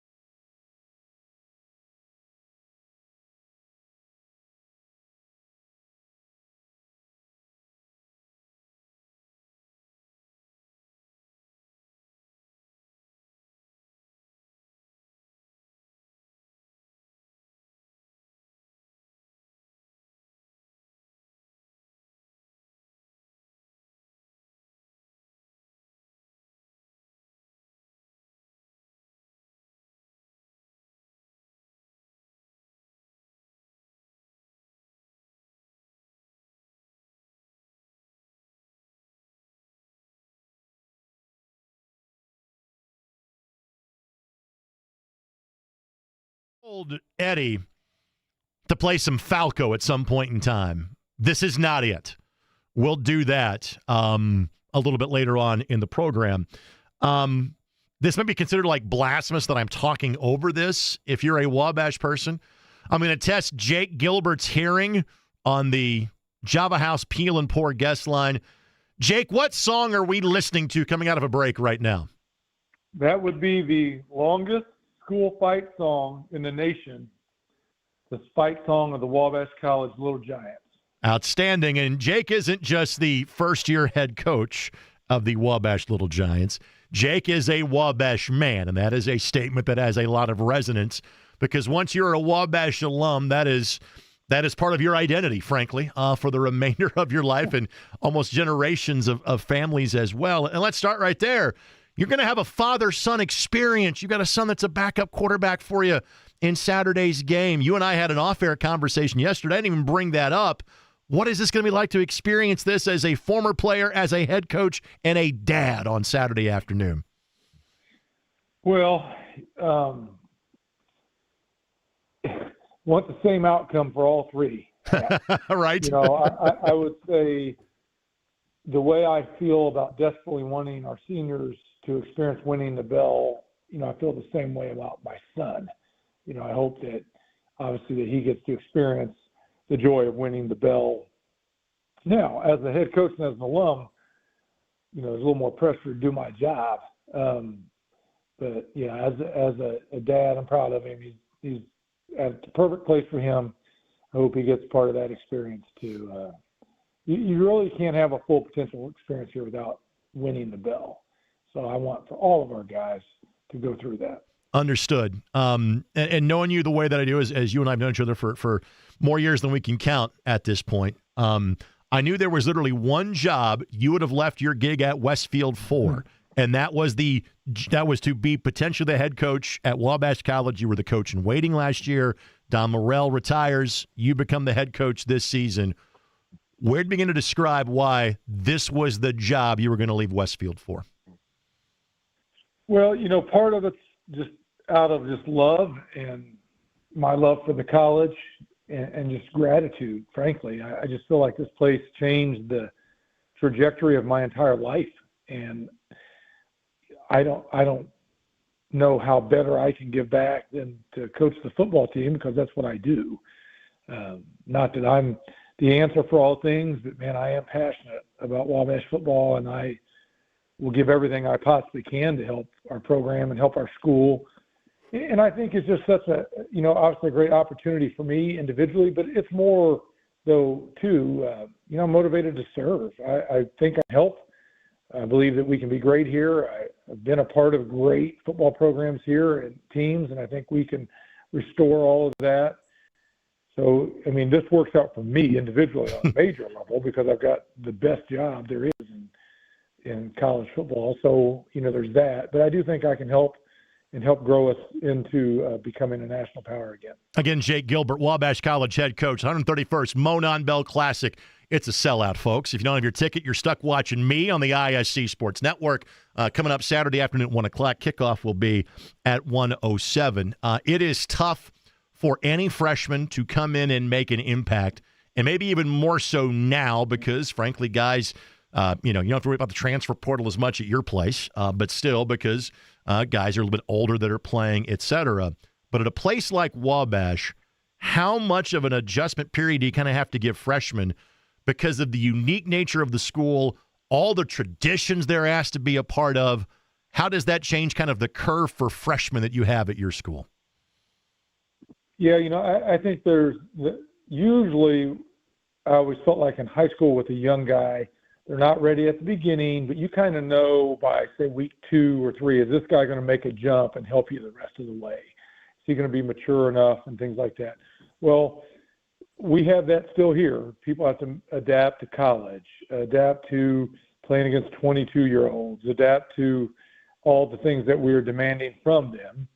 But in addition to that, the rigors of the school, our fraternity system where they pledge right away and it's pretty tough, all of those things can kind of be like a wall at the end of the experience. And so sometimes maybe a freshman gets off to a pretty hot start, but they level off because just the cumulative total of the rigor of the school and what's demanded out of them, where they live and their living unit, all of that adds up, and there's just so much capacity for them. And so I think we do see that. Sometimes their freshman year, they're not quite as good as they are the next 3 years because they just have so much on their plate and they're not used to it yet. You and I, again, have talked about this before, and I've been lucky enough. This will be the third game on your campus I have had the honor of calling from the Monon Bell broadcast. And, your office view may look different because what is a great stadium when there's not temporary bleachers have a lot more seats in them now because you're preparing for 10,000 plus to invade Crawfordsville over the course of the weekend and on Saturday morning and afternoon and into the evening. What is Bell Week like when you are hosting at Wabash? Well, a little crazy, a lot more demands on your time. And that's not always just, say, media interviews. I mean, just well-wishing, right? I mean, so the honest truth is the alumni base really only care about this one game. So they care about more than that. Sure. Not really. So, the amount of people that would reach out and say good luck, for example, send you an email, send you a text, give you a call. Well, they're not calling when we're playing Ohio Wesleyan. They're not sending me an email when we play Kenyon. I mean, but they all reach out this week because they want to be a part of it, including so that takes a lot of your time. And then there's alumni engagements that are positive, but sometimes I try to get out of. And then, we have a Monon Bell Chapel, which is a big tradition here. So the head coach and the captains have to give a speech. There's just a lot going on, basically. And it's all positive. It's all great. But, it's a lot, especially when you're playing the most important game. I know you have a world of respect for the guy on the opposite sideline in Brett Dietz, and that's a heck of a football team. Just kind of quick thoughts on what the DePaul Tigers are bringing to you on Saturday afternoon. Well, those guys deserve a massive amount of credit for just building a great program. I mean, Brett has done a phenomenal job. I mean, pretty amazing 4 years. I can say that. So they have become the leader in this conference. We could set aside maybe our hatred for each other, but just respectfully speaking, like they have done what I'm out to do, what we are out to do here. They have accomplished it. So they've been tremendous. They've done a great job coaching, developing their guys. They just graduated some stud defensive players. And here they are the next year, reloaded. They're leading the nation in rush defense again. Right. So obviously, Coach Dietz, Coach McElwain, they've got a new quarterback, and yet they're still averaging, the second most points in our conference. So kudos to their staff. They've really done a great job. Final thing before I let you go. Again, we've talked about the uniqueness, the greatness, the specialness of Wabash College. But when it comes to this game, because you have now lived it as a player, you have lived it as an assistant coach. I say you're up in the booth with me as a fan a couple of times over the course of the last few years. When somebody asks you, why is this thing seemingly unmatched almost anywhere else in college football? If I said, what makes the Monon Bell so great? What's your answer to that? Well, I think there's a genuine and authentic passion to uphold your own culture and prevent the other side from imposing on that. So it's more than just this trophy, this bell. But I think the people involved in a rivalry truly believe that this is a lifestyle, and choices were made to pick one school over the other because generally, if you're recruited by one school, you're recruited by the other. So you chose. And so for everyone, they view, well, I made this choice, and they made their own choice. Well, guess what? We're going to defend the traditions. We're going to defend the choices we made. We're going to defend our lifestyle. And they also are smart enough to understand this is about this season, but it shapes this entire school year. We win this game or not. And that, in turn, shapes your entire 4-year experience. But then they also know at these schools, Wabash isn't 4 years, it's for life. And once you sign up for this thing, the alumni, it's kind of in your blood like it is mine. And so you are fighting not only just to win on that Saturday, like if you zoom out a little bit, you're fighting for relevance over the course of your entire adult alumni life to be able to say, oh yeah, hey, we were 4-0 in the bell game, or we were 3-1 in the bell game, or we were 2-2, or you sure as heck don't want to say you were 1-3 or 0-4. Right. Understood. You get shunned. So nobody wants that. Understood, my friend. I know you're busy. I'll let you go. I'll see you Saturday morning. Good luck on Saturday afternoon. Thanks for everything you do for football in our state. You got it, my friend. Be good. Jake Gilbert, again, he is the football coach at Wabash College. Again, he appears on the Java House Peel and Pour guest line. And again, this seems like a presidential debate. DePaul fans going, hey, wait a minute. Where is our guy? Give it about 15 minutes. We'll have your guy. Brett Dietz will be standing by, joining us at 2 o'clock. In between, we can chat about whatever you want to talk about. If it's the Colts going to the bye week, great. If it's the Indiana Hoosiers, either in football or basketball, great. If it's Purdue having a big college basketball game down at Coleman Coliseum in Tuscaloosa, we can certainly talk about that as well. Or if it's about this here Monon Bell Classic, I think I'm knowledgeable to have that conversation with you, too. Phone lines open, text line open, tweet lines open, I guess. 317-239-1070 at Greg Rakestraw on Twitter. Back with more in a moment. 93.5 and 107.5 The Fan.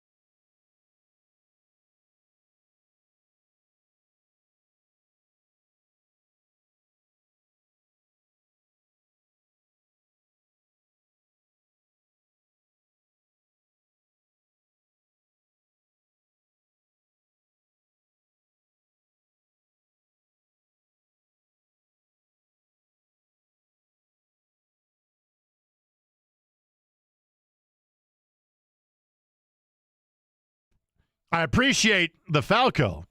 And, they would not be a one-hit wonder. Frankly, they are more than that because they were a very big deal in Europe and then had a modicum of success mid-'80s. This with the movie. I'm sounding like Jake just quoting 80s movies here, or John, frankly. But there was actually a different Falco song I wanted you to dial up. So I appreciate you playing this, Eddie. If you don't mind, look up. I'm giving away the lead by telling you what song to look up. Vienna Calling is the song to play from Falco. Because the reason we are doing this is because that is where Jake Query is. I thought about asking Eddie where Jake was going. I thought about asking Jake where Jake was going. But all that I have to do is go to Shannon's Facebook feed. And then I know exactly where they are. And, I got to say, as someone that technically experienced Europe for the first time, because where I went is considered European this summer, but it's really in the middle of the Arctic Ocean. It's closer to Greenland than it is anything else.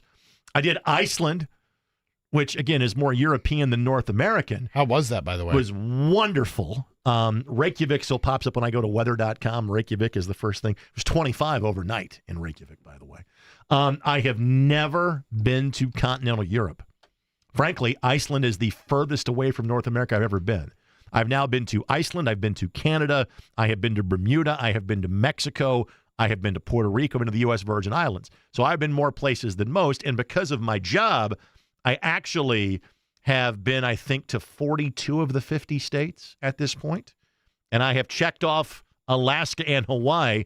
Thank you, IUPUI Jaguars, now IU Indy Jaguars, for traveling me on the radio for 9 years and getting to experience Fairbanks, Alaska.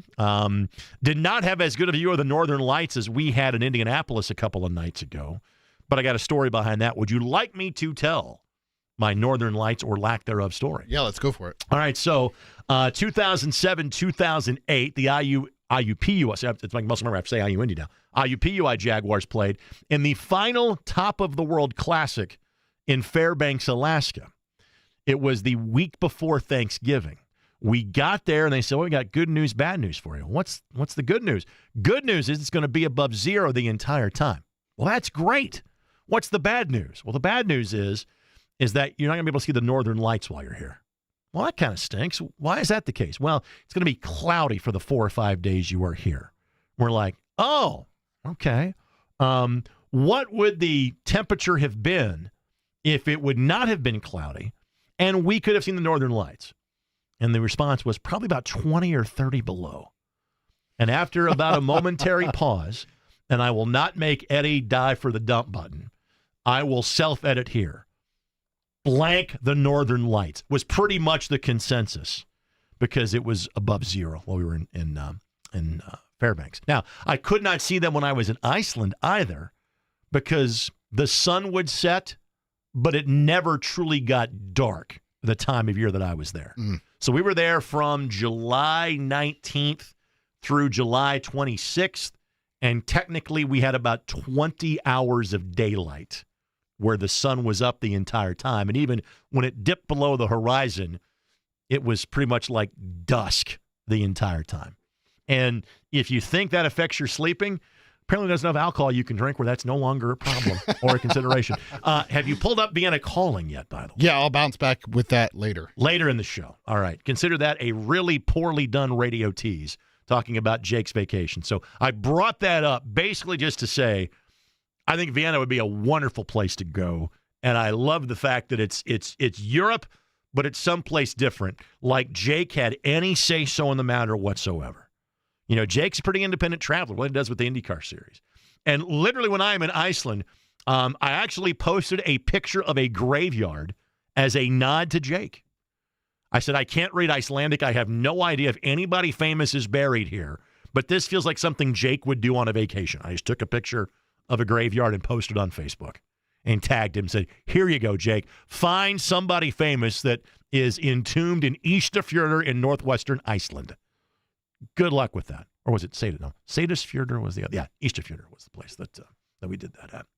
Next segment of the show, next hour of the show, we're going to talk about two football programs, one that has been tremendously successful, well, historically, but especially in the time that this gentleman has been the coach. That would be Brett Dietz at DePaul. His team will not win the North Coast Athletic Conference for a 5th consecutive year. However, when they win on Saturday, they should make the Division III playoffs for a 5th consecutive year. And while success may be a little bit more newfound in Bloomington, Kaelon Black has been a big part of it. He is one of the guys that originally made the jump with Kurt Signetti from James Madison. He will join us in the program at approximately 2:30. And as promised, Falco and Vienna calling at some point in time as well. Back for the final hour of my substitute teaching shift for the day, listening on 93.5 and 107.5 The Fan.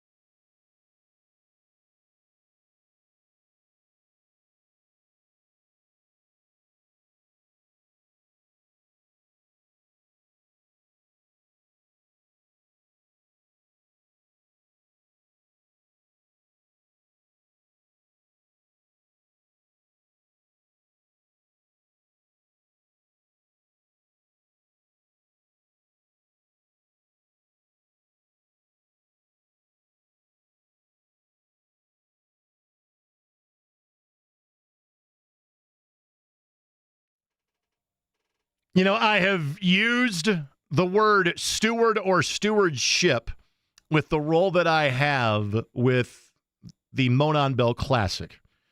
I'm not a Wabash alum, I'm not a DePaul alum, but it is my job to make sure the presentation of the broadcast is up to the standards of those that are so passionate for this game and have lived this either for a year or, frankly, for generation.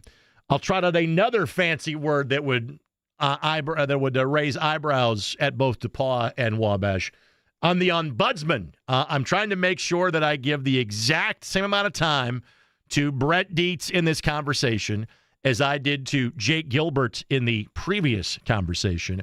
Getting the ball to begin the second half, representing the DePaul Tigers, their head coach, and Brett Dietz joins us now. Good afternoon, my friend. How are you? Hey, Greg, how we doing? I'm good. How is Bell Week when it's not at your place as it was a season ago? It's just a little bit quieter around here without a lot of bleachers going up and things like that, but there's still a healthy buzz on campus, that's for sure. Something that is rarely done during Bell Week is to divert attention away from Bell Week, but I think it's important to bring up here. Last time you and I saw each other was before the Oberlin game back on October the 4th, and a couple of days later, you guys are announcing a major stadium change. Blackstock Stadium has been there in some form or fashion since 1941. It will soon be coming down at some point in time in 2026. If you will, what will a new facility look like at DePaul University a couple of years from now? Oh, man, we're really excited about this. Just an unbelievable amount of money to give a gift to not just, upgrade DePaul football, but all of DePaul athletics. And so, it's going to replace Blackstock Stadium where it is now, so that entire building will come down and we'll resurrect something that is much larger. And frankly, it's going to be much more student athlete friendly. And so the donor and us in this project has want to direct all facets towards the student athlete. So, we're going to have new locker rooms for baseball, softball, football, track and field. We're going to redo the training room, make it up to Division I standards as far as what's in there, the equipment, the space.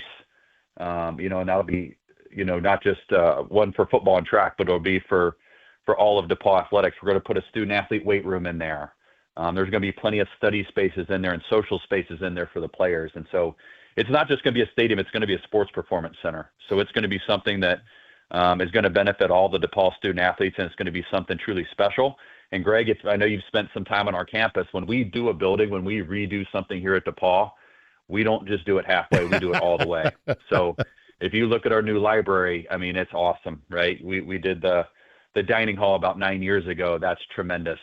If we're going to do something, we're going to do it all the way, and we're going to do it here at DePaul, and really kind of give the outdoor sports at DePaul a really big facelift. And so we're incredibly grateful for the gift. And again, the plan is that you will have temporary stands, temporary press box, et cetera, for the next couple of years.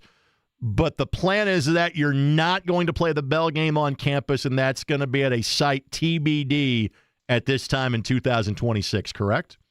That is something I don't even know, that I am focusing on this season. Fair enough. And when this season's over, we'll turn the page and get to all that other stuff. All right, so we'll get the focus back to the next 48 hours for you. Obviously, I should say obviously, I know the background, other people don't. Brett was a fantastic player at Hanover College, good enough to play professionally in Europe, good enough to play in an Arena Bowl, frankly, in his playing days as well. You have now been on the DePaul staff in some form or fashion for the last 15 years. When did the difference of this game compared to any other game really kind of smack you in the chest as you were experiencing this for the first time? I think it's that very first one, when you come running in, and, I was just a part-time receiver coach at the time back in 2010. And, that game happened to be up at Wabash, and just the drive in on the bus to see the amount of people, both DePaul fans and Wabash fans, and just the amount of shenanigans around the game leading up to the game. And obviously the pregame stuff. And, I think it's different when you play at IU and then you go to the Michigan Big House. Yes, that's some more people in the Big House, but they're used to playing in front of big crowds. And so for us, we're used to playing in front of 2,000 or 3,000 people, and all of a sudden there's 10,000 people, or there's maybe 15,000 people on campus.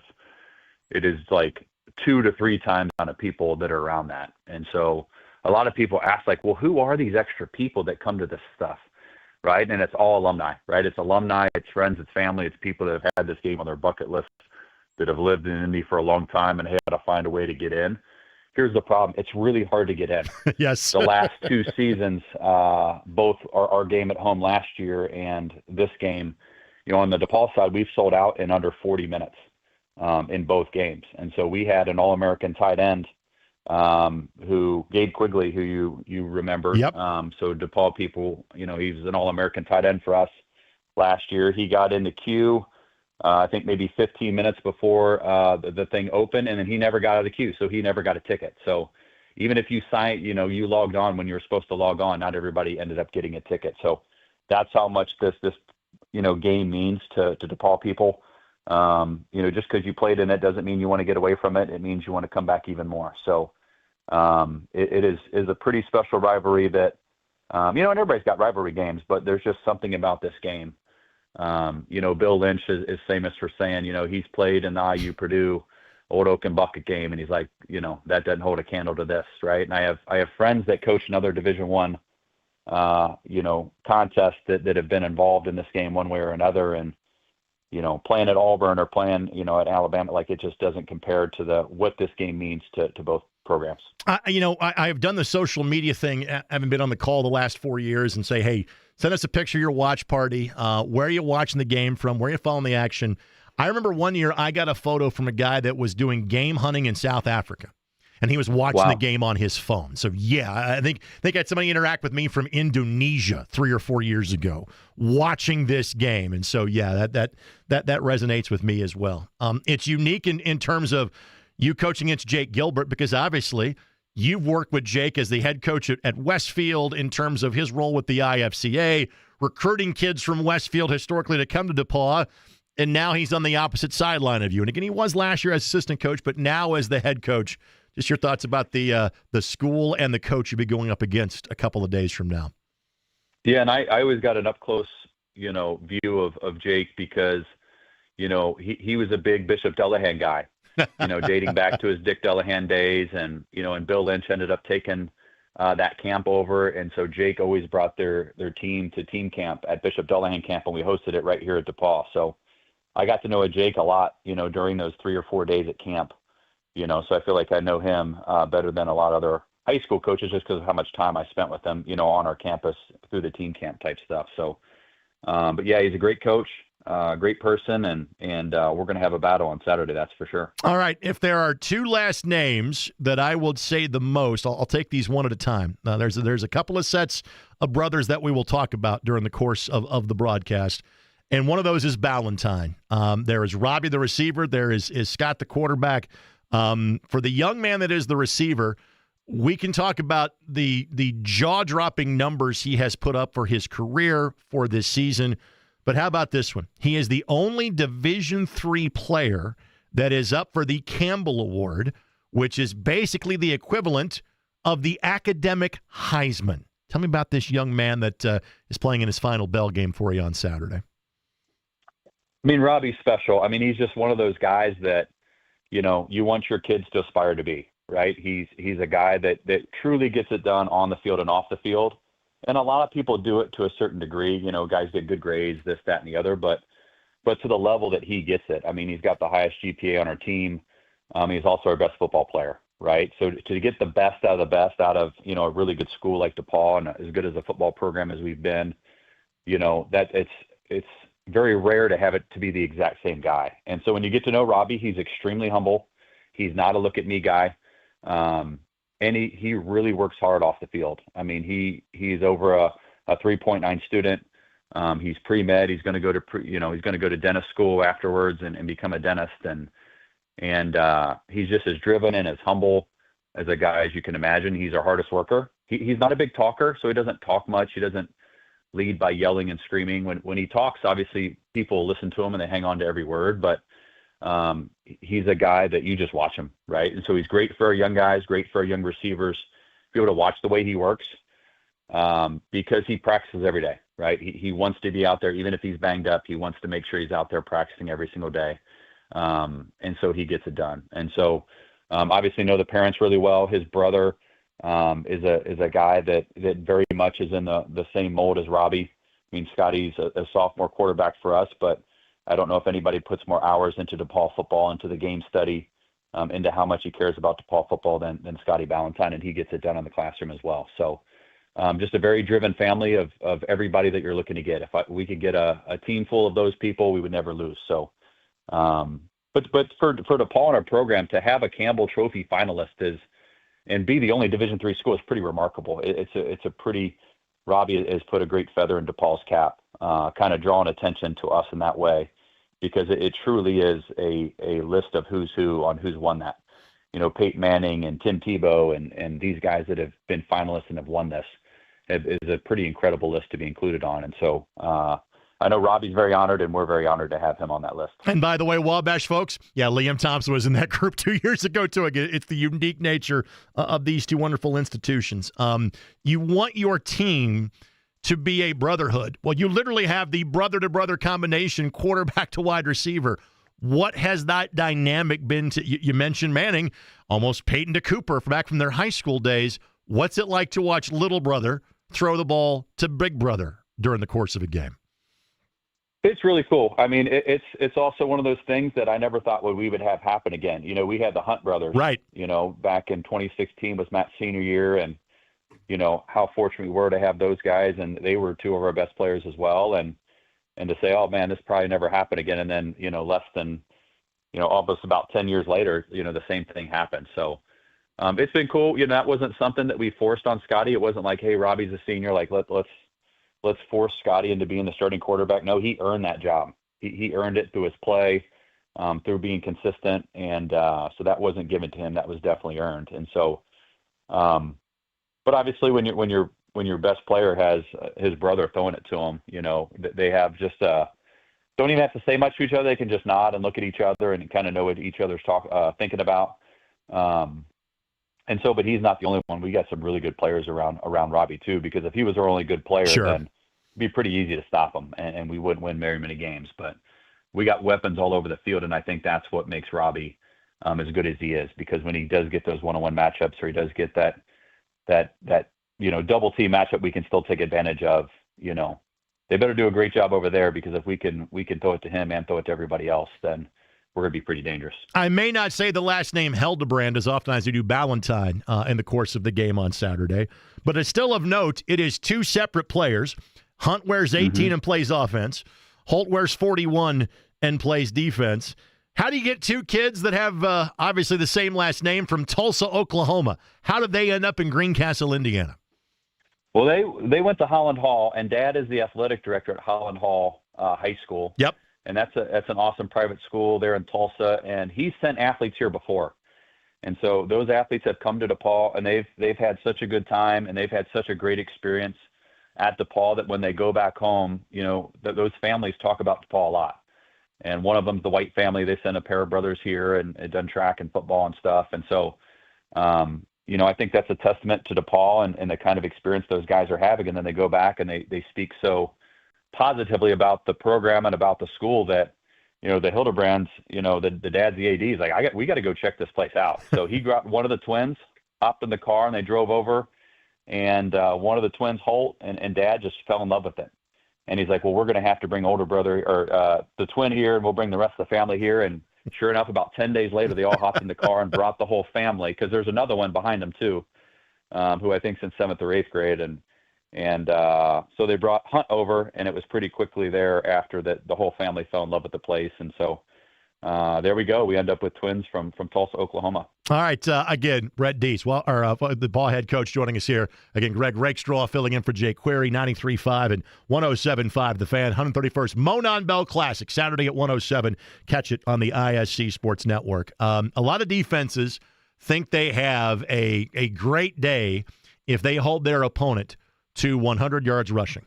Collectively, teams against you have run the football for 91 yards all season long, and that is with having some significant graduation losses on both sides of the ball last year. How have you built a defense that has been this stingy now for a pretty long period of time? Well, we've always said that we're going to have a defense that is built on stopping the run first, because if you can make a team, one-sided, then that's going to be a big advantage to you. And if you can run the ball, man, you can control a football game. You can control it with the clock. You control it in a lot of different ways. It kind of opens up to play action. So our 3-4 scheme was brought to us, several years ago by Coach Hood, Jay Hood. And I just fell in love with the scheme. And so we've had several different coordinators run this type of scheme, but it's a 3-4 scheme. We're not the only team that runs it, but we've prided ourselves in taking away the run, right? And so, even when the game we lost, John Carroll thought we controlled the run pretty good. But it puts a little bit more pressure on the secondary, right? And so if you look at teams gaining yards on us, it's been through the air, not through the ground, but we've had several weeks where a little bend but not break on the defensive side, and it really works for us. So obviously we know Wabash is going to try to run it. That's part of their MO. They're not just going to chuck it a bunch of times, but we got to be able to stop both the run and the pass. But if we can shut down the run and make them one-sided, we think that's going to be to our advantage, and that's really kind of our philosophy with the defensive side. And so we've been putting up some crazy video game-like numbers this year, stopping the run, and once we shut down teams' base runs, they just stop trying to run it on us, and they just start trying to find ways to get it through the air. So it's been fun to see the numbers, but obviously we understand that every game's a new game, right? And it doesn't matter what the stats are. When the first quarter hits, man, you got to play football, and you got to play good fundamental football. And, you got to be ready for everybody's best punch. And that's what we talked about all year. And we coming off the past 4 seasons of winning 4 straight conference championships, you're going to get everybody's best punch, right? You're going to get everybody's best effort. And we're going to be ready for that on Saturday as well. Final thing before we let you go, every win you celebrate, every win against Wabash you really celebrate. 2022 and 2024, they were frankly the only non-one-score wins in the 6 of the last 8 meetings between the two teams. Was the game at Wabash 2 years ago the best football game you have ever been a part of? It doesn't feel like that when you're going through it, Greg, I'll tell you that. Fair my enough. stomach was in knots the whole game. And obviously, it's one of the most memorable games I've played for sure. But yeah, the first overtime game in Monon Bell history, the first double overtime in Monon Bell history, with the Tigers winning, yes, for sure. Especially at their place, it's a little bit sweeter when you went up there. And so, yeah, that is by far the best game I've ever been a part of. Understood, my friend. I'll see you on Saturday. Thanks for the time. You and I will have a off-air version of this conversation tomorrow. Thank you, Coach. Awesome. Talk to you soon. Thanks for having me on. You got it. Brett Dietz, again, he is the football coach at DePauw University. And one more time, the 131st Monon Bell Classic. Kickoff is at 1:07 at Little Giant Stadium on Saturday afternoon. Catch all the action on the ISC Sports Network. Again, iscsportsnetwork.com, Twitter, YouTube, Twitch, Apple TV, Roku. We're working on training the carrier pigeons. It is free to view, and there will be watch parties all across literally the world. Hopefully we have figured out a technology for us to be able to kind of look in on some of those watch parties and be as interactive on the broadcast as possible. Now, Eddie, my guess would be you have not experienced a Monon Bell Classic. Correct? I have not. All right. Again, we will add that to your homework assignment. Okay. Much as we had from Jake Query in terms of movies. What movies have you watched that he has assigned to you since this project began? Good Will Hunting, number 1. A movie I referenced off air, by the way. Yes. And then Shawshank Redemption is on the list. Fast Times at Ridgemont High was another one that I've watched. That you watched? Yes. Okay, very good. I have watched, yes. But you have not watched Shawshank yet. He has promised that we will have a watch party over at Casa de Boo. As in the cat's house? Yes. Right. Yeah. Do you have any cat watching duties, by the way, while he is overseas? I do not. Okay. I do not. I have cat watched before. Yes, I heard this, hence why I referenced it, yes. Yeah. No cat watching for me this time. I believe Caleb Zuver is in charge of that this go around. Is it rotate amongst different fan staffers? Is that the way this works? I guess so. So I thought, Caleb's low point of the weekend was was dealing with me on Soccer Saturday. Apparently, I was wrong. It's being on cat sitting duty while Jake is away. 317-239-1070 is the telephone number. It's also the tweet line as well. At Greg Rakestraw is where you can interact with me on Twitter. You can even email the program too, greg@1070thefan.com. We've got one more guest that I want to get to. Kaelon Black, that being one of the two running backs. He, of course, and Mr. Hemby from down at Indiana University. And again, of all of the stories that I cover, and IU football is really not on my beat anymore. You know, the Colts, part of my beat. All things high school football, part of the beat. Indy 11 soccer, obviously. IU Indy basketball. So many things that I cover. There are a few things that I get to watch as a fan. Like, for example, Pacers, I'm going to watch them knowing we're talking about them on the show. But I'll probably watch more of tonight's game knowing I'm hosting 3 hours of sports talk radio tomorrow. We need to talk about the Pacers-Suns game, which, of course, you can hear on 93.5 and 107.5 The Fan tonight at 8:30. We're going to talk about it. I barely talked about them today for the exact reason that I gave earlier in the show. It's an easy explanation as to why they have struggled so much. You take away so many key pieces from an injury, and in one case, a free agent standpoint, it's made it impossible to recover. Obviously, things got away from them against the Jazz, who are not a good team, that scored 152 points against the Pacers on Tuesday night. We'll see if the Suns are any different in terms of how the Pacers shape up tonight. But it's we don't have to do this big deep dive into the Pacers. It's nobody's fault. It's just you're missing Tyrese Halliburton and Miles Turner and Benedict Mathurin and Obi Toppin and for a good chunk of time Andrew Nemhard and for a good chunk of time TJ McConnell. Like going into the season, you go, hey, if my point guard combination is TJ McConnell as well as Andrew Nemhard, I'm going to be okay with that. Well, that didn't last through the first preseason game. And then by the time you got to game number 2, you didn't have either of those guys. So some of those pieces are coming back, but after it is just such a shame, and I feel so bad for so many friends of mine at Pacer Sports Entertainment. This was not the afterglow you were supposed to have of getting one game away from winning a world championship in June. This was not the fate you were supposed to have. Fate can be a cruel mistress sometimes. Jacob wants to talk Monon Bell game. Let me get Jacob now before we get to our next time out. Hello, Jacob. How are you? Dear old Wabash, thy loyal sons shall ever love thee. Let's go, Bish! The little Giants, they're going to dominate, make the playoffs. You're talking about the DePaul running game. Well, they haven't met up with the old Wabash running game yet. So the little cats from South going to come into Byron P. Hallett Stadium and hopefully be humbled for a big old Wabash victory. Jacob, what year did you graduate from Wabash? 2012. So you were there for some great days in the rivalry from a Wabash perspective. Absolutely. Oh, yeah. My brother played football 4 years before I was there. So I think 7 of the 8 years I attended the first 7 of the 8 years we brought the bell back, kept the bell. Will you be at the game on Saturday? Yes, sir. Please come say hello, all right? All right. Where are you all going to be at? I will be the guy wearing a suit talking about the game from the press box. Awesome. All right. If I can get up there, I'll do that. Thank you, Jacob. Appreciate you. Just wanted to sing the fight song. That's the type of passion we have in this rivalry. Maybe you'll want to sing Indiana after our next guest. Kaelon Black joins us next. 93.5, 107.5 The Fan.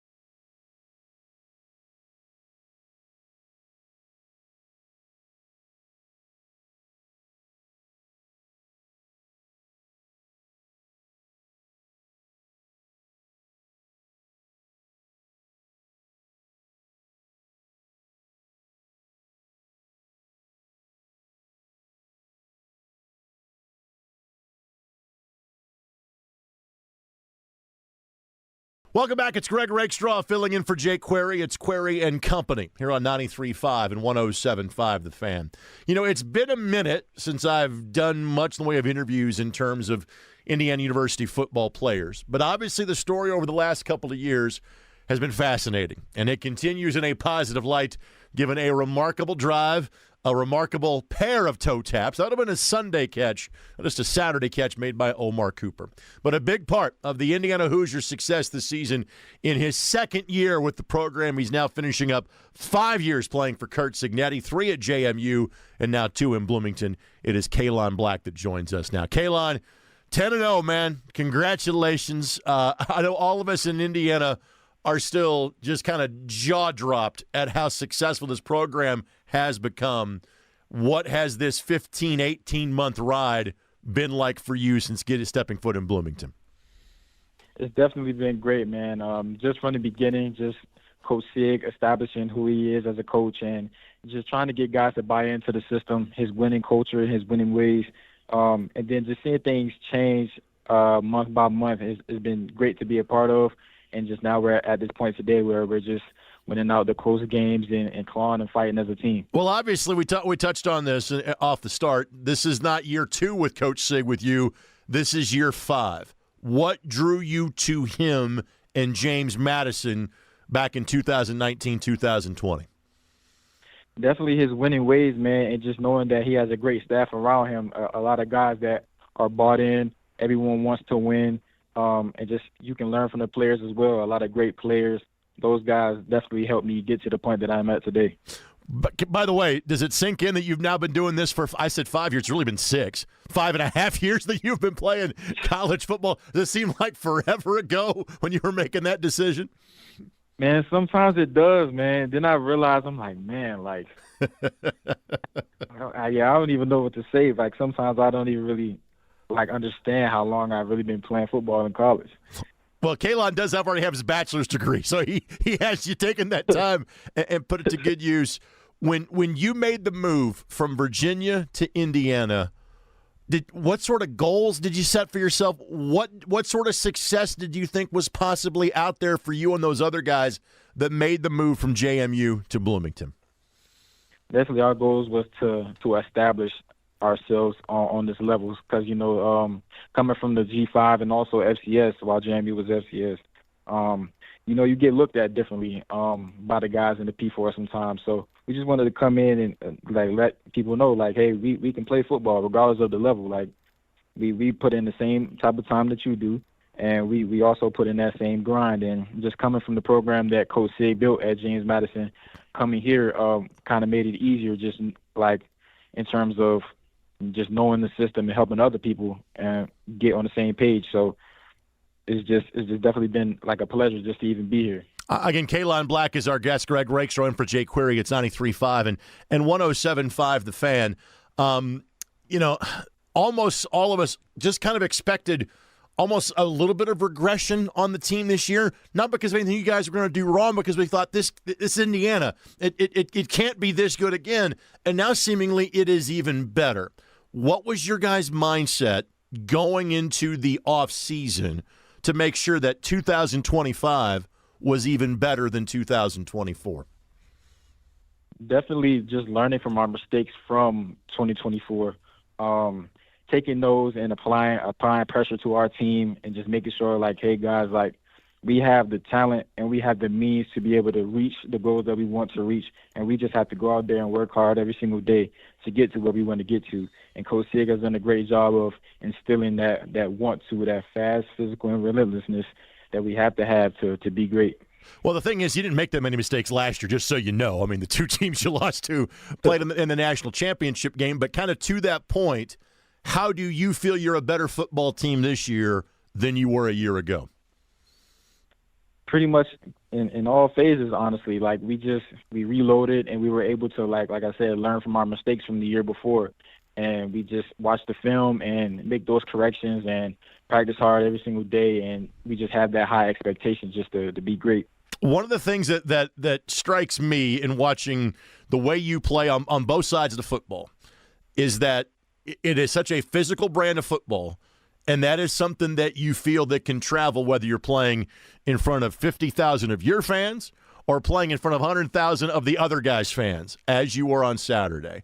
That level of physicality, what sort of work do you guys put in, if not 24/7, 365, then literally 12 months a year to ensure that you can go out and do that on a given Saturday afternoon? We are blessed to have a great strength coach and a strength staff like we do with our leader being Derek Owens. Just the things that we do in the off season, speed work and just different things that help us to stay physical and get us stronger and get us faster and help us be more agile. It's just those things carry over time. And he also wants to make sure that we're also mobile at the same time and never getting too stiff. And they just do a great job with us, and it just carries on over from month to month. And that's just how we get physical. All right, with that, what's going through your mind with 1:51 left to go as you take to the field? You're down 4. You're trying to keep that perfect season going, and you're 80 yards away from the house. Kind of where's your headspace at as that drive's about to start? Making sure that we're as calm as possible. These are the things that we work on in practice all the time. The 2-minute drill that we always do, different situations, whether it's a minute left, 45 seconds, a minute 20, a minute 51. Just making sure that we've been in these situations before, and we felt like we were prepared for the moment, and we were able to seize the moment as we went out on the field and put it all together. Again, obviously, you've got a different view than all of us do in terms of having that sideline camera as to see Omar make the play that he did to ensure that that touchdown stood.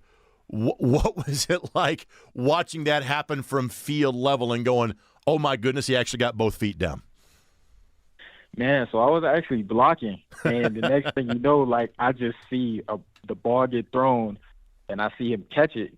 And at first, I didn't know if he had got his foot in bounds, but as I see the ref hold his hands up, I'm like, yes, we needed that, and in that moment, it was just like the biggest sign of relief because of course it's an intense situation, but at the same time, that man just made a great catch, and it was just crazy to see. I was going to say when you went back and saw the footage, and obviously these days that means when you're checking social media, when you're on your phone after the game, then what was it like watching the acrobatics he pulled off in midair to make that happen? It was amazing. Every single page posted it, so you couldn't scroll without seeing it. Right. But it was just every time I seen it, I just had to smile more and more out of amazement because it's just I don't think I've ever seen with my two eyes on the same field anything like that in my life. All right, you and Roman Hemi are almost identical in terms of yards. He's had just a handful of more carries than you. What's it been like sharing kind of the load with him this year for this football team? And it's been great, man. Me and Rome, we're close, and we just push each other to go hard each and every single day. And even with Kobe and Solomon, we all push each other to just be as best as we can for each other and for the team. Regardless of us just splitting carries or anything like that, we just go out there and do what we can and make sure that we're helping the team. Couple of quick things, and then we'll let you go. Again, Kaelon Black is our guest. Greg Reich's for Jake Query, 93.5 and 107.5 The Fan. If you play your cards right, this Saturday at home against Wisconsin is the last time that you get to play. In other words, if you do your job, you know you're in the college football playoff, but you're also kind of seeded to a point where you don't get a home game. You're going to be playing in a traditional bowl game come New Year's Eve or on January the 1st. So if this weekend is the last time after 2 years you get to play a home game in Bloomington, what has this temporary home meant to you? It means a lot. This is somewhere that has helped me to elevate my game to heights that I needed to reach. And I feel like being on this level, being at this program, it will never leave, and it will always have a place in my heart. Again, Kaelon Black, our guest. All right, so you're pretty busy with what's coming up here in the immediate future for your football team. Do you let your mind drift towards playing Sunday football next year? Is that at all on your radar, or will that kind of take care of itself once whatever happens for you guys in January happens? Right now, it's just all about just trying to win this game on Saturday and then the game the following week. But, of course, being the competitor that I am, you always have that thought in the back of your mind of playing on Sundays. But you always have to stay focused and pay attention to what's in front of you. And the final thing before we let you go, and again, you've now been here for the last year and a half, 2 years, but Virginia Beach, Virginia is where it's home for Kaelon, in case you don't know. What has it been like to kind of see reaction people like me that are just like, we've never seen this from Indiana football? I'm almost 50 years old. I remember when days were pretty good in the late 80s, early 90s. It has never been like this. And my guess is you hear stories from people like this all of the freaking time around campus, around Bloomington, et cetera. So as a guy kind of from the outside looking in, what's it like to hear from so many Indiana people that just want to say, thank you for doing this? What is it like kind of living life through that prism right now? Man, we appreciate it. We take it all in because, like you said, like if it was that long, I wouldn't have known beforehand. But I just love the appreciation from the town. Bloomington is a great place to live, and the support has gone crazy. I know it's always been a basketball school, but now that we've turned the tide of the football program, everyone is coming out and they're showing their love and support for us. So it's great to be a part of. Again, it's been an amazing ride to watch. I couldn't imagine what it'd be like to be a part of it, to be driving the roller coaster the way that you are. Keep it climbing up. We appreciate your time. Good luck on Saturday against Wisconsin. Thank you. Really enjoyed my conversation with Kaelon Black. And again, thanks to Greg Campbell, Jeff Kegg, the folks from IU Media Relations, making that happen so you could hear about this story. Again, this is one of the best stories right now in the American sports landscape. A program that was, again, had some high moments. Again, I was a kid during the late 80s, early 90s period where going to bowl games were a regular thing. This team's about to make the college football playoff for a second consecutive year. And, again, barring something of a screw-up of disastrous proportions, they're playing in the Big Ten championship game for the first time in their backyard. And we'll obviously talk more IU football tomorrow leading into the Wisconsin game, which you can hear right here on 93.5 and 107.5 The Fan. Back to wrap it up next. Greg Rakestraw filling in for Jake Query here on The Fan.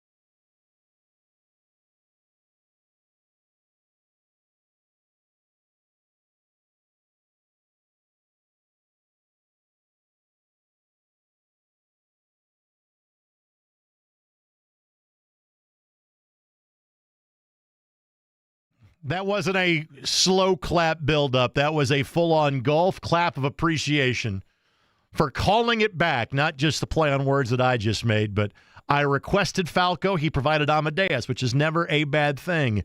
But in honor of Jake Query's European excursion, what might be viewed as the number 3 hit, again, JMV, we'll try to cross-talk with him at some point in time as he is, I'm sure, enjoying an AMF as we speak at the Upstairs Pub in Bloomington. He'll be on the airwaves shortly, if not at 3 o'clock, here on 93.5 and 107.5 The Fan. You know, we need a little Vienna calling because that is where Jake is off to for the next several days. I hope he enjoys some well-deserved downtime. You get me tomorrow. You get me on Tuesday. You get his broadcast buddy / partner for life, Derek Schultz, on Monday from noon until 3. Tomorrow on the program, Kevin Bowen will be on the show. I'll ask him, why are you working? Your wife gave birth last Friday. Kyle Neddenrip will be on the program. And again, the rule of thumb basically is if Kyle and I are at the same high school football game, you're at the right football game. I'll have Warren Central and Center Grove on Friday night on MyNDTV and IHSAATV.org. We'll see if that's where Kyle will be heading. Mark Minner, I am not going to require that he is wearing a sweater vest, but Mark will be on the show, the voice of the Butler Bulldogs. The Bulldogs are back in the building this year. You will hear them more as conference season kicks in on the Fan right now because of so many football conflicts and Pacers conflicts. 92.7 Fuego is where you can find, and I would hope that Mark has worked in some Spanish catchphrases in terms of some of his play calls so far on this season. And who else am I spacing that we're going to have on the program? There's one other guest that I am up and forgetting off the top of my head. We will have potentially Purdue or Correct. Pacers, depending on how tonight goes. Right. Oh, Jake did a feature before he left. That is right. That's what I was thinking. Yep. Addie Haberthy from the Roncalli volleyball team and her unique story of getting to play 1 point this season. And I'll let Jake tell the rest of that story tomorrow. But it is crosstalk time. Now, is this finally sponsored, or am I okay to pitch straight to it, Mr. Garrison? It is sponsored by Love Heating and Air, and I'll let John do the rest. Well, I'm a Love client. I can tell you about Love Heating and Client. They've been around for over 100 years. You can call them at 353-2141. John, Chris, Mark, whomever you want to meet from the Love family. Old man, can you hear me down there in Bloomington? My brother, I got you right here on Kirkwood at the legendary Upstairs Pub on a Thursday. Honestly, on a day like today, Greg, I can't think of a better time to be in Bloomington. You got senior day coming up on Saturday against Wisconsin. You went to basketball game last night. Voice of the Hoosiers, Don Fisher, is going to join us live here in the 5 o'clock hour. So the samples of Heaven Hill Distillery are going to be flowing with Eric and the gang here, my friend Brent Halverson. So, Greg, you're missing out if you're not here, honestly. By the way, I talked to Ben Hallett. He said he might have a spot for you on next year's team, so start working on that jump shot. I think I do have eligibility. If I can get this whole Achilles inflammation, I'm good. And I can guard. I'm not going to guard my yard, but I'm a good step and a half defensively left and right. I mean, at least for the moment, I can act like I'm like the Pacers the other night against Utah. I can kind of act, Greg, like I want to play defense, even though I don't and won't. See, listen, here's the deal with the pressure style they play. They basically play a diamond and one and then drop back into a half-court trap. All you've got to do is guard the guy inbounding the ball. Then you go over and you try to force that guy to the sideline. Once the ball gets in the half court, you just trail behind the play. So you've only got to run about 47 feet that way. And really, you don't have to venture. You can be a 3-and-D guy. You can just kind of hang in the baseline corner, yell ball. Somebody will find you. And if you can knock down 4 or 5 threes a game, there's a scholarship waiting for you at IU Indy next year. There's zero question I have confidence in doing that. And no problem whatsoever. Because you got to also understand, being old and the way that I look, nobody is going to believe I can do anything. Thus, they won't guard me until I knock down a couple. And then by that point in time, Greg, it's going to be too late. If I have a team that takes 45 threes in a game, and the average player plays about 20 minutes in that game, how many threes could you fire up in a 20-minute in 20 minutes of run playing for Coach Howlett? Man, let me tell you, Greg, my arm and my shoulder's not getting tired, brother. I mean, it's not getting tired. It's all right. I mean, as long as I can, what's Bill Raftery say? Organize my puppies. If I can get those things organized and pointed in the right direction, in a comfort zone, listen, that'd be easy. I don't know why anybody would want to play there for that. When it comes to Raph, it's kissing onions. Everything else is just secondary in terms of his verbosity. My guess would be Don Fisher might have some upstairs pub stories, just a couple of them over the years. Well, yeah, and he's got the coaches show coming up later on tonight, so he's going to slide by here before he goes and joins Kurt Signetti coming up later on today. So we'll get Don. I think Zach Osterman is going to slide by here as well. And we've got our Larceny Bourbon Locks and Luna's Old Tequila Shots for week number 11. Hey, Greg, I have such incredible memories of this place, too. I mean, I go all the way back when it was just on the other side. It was kind of an overflow area with the then bar Hooligans. I remember when Trent Green was celebrated inside Hooligans back in the day right here in Dunkirk Square. The memories are flooding. They should be foggy because most of the time, probably the condition in which I was in, but the memories are flooding right now. Buddy, you got 6 minutes. Get ready for the show. I'll let you get to it. I'll talk to you tomorrow. You got it, pal. Thanks. JMB, the Crosstalk segment again brought to us by our friends at Love Heating and Cooling, 317-353-2141. Before I exit stage left, again, like I said, I'm the small college guy. I'm the Colts postgame show guy. I'm the high school sports guy. I'm also the Indy 11 guy. Congratulations, my buddy Aiden Quinn, one of the best players in Indy 11 history. Just completed his third year with the team. And in the 12-year history of the club, no Indy 11 player had won a major stat category until this year. Aiden led the league in assists with 11, and today he was named second team All-USL Championship. Congratulations to him. He becomes just the sixth player recognized with an all-first or second team designation since the Indy 11 made the jump to the USL Championship back in 2018. Congratulations, Aiden Quinn. More on that on Soccer Saturday.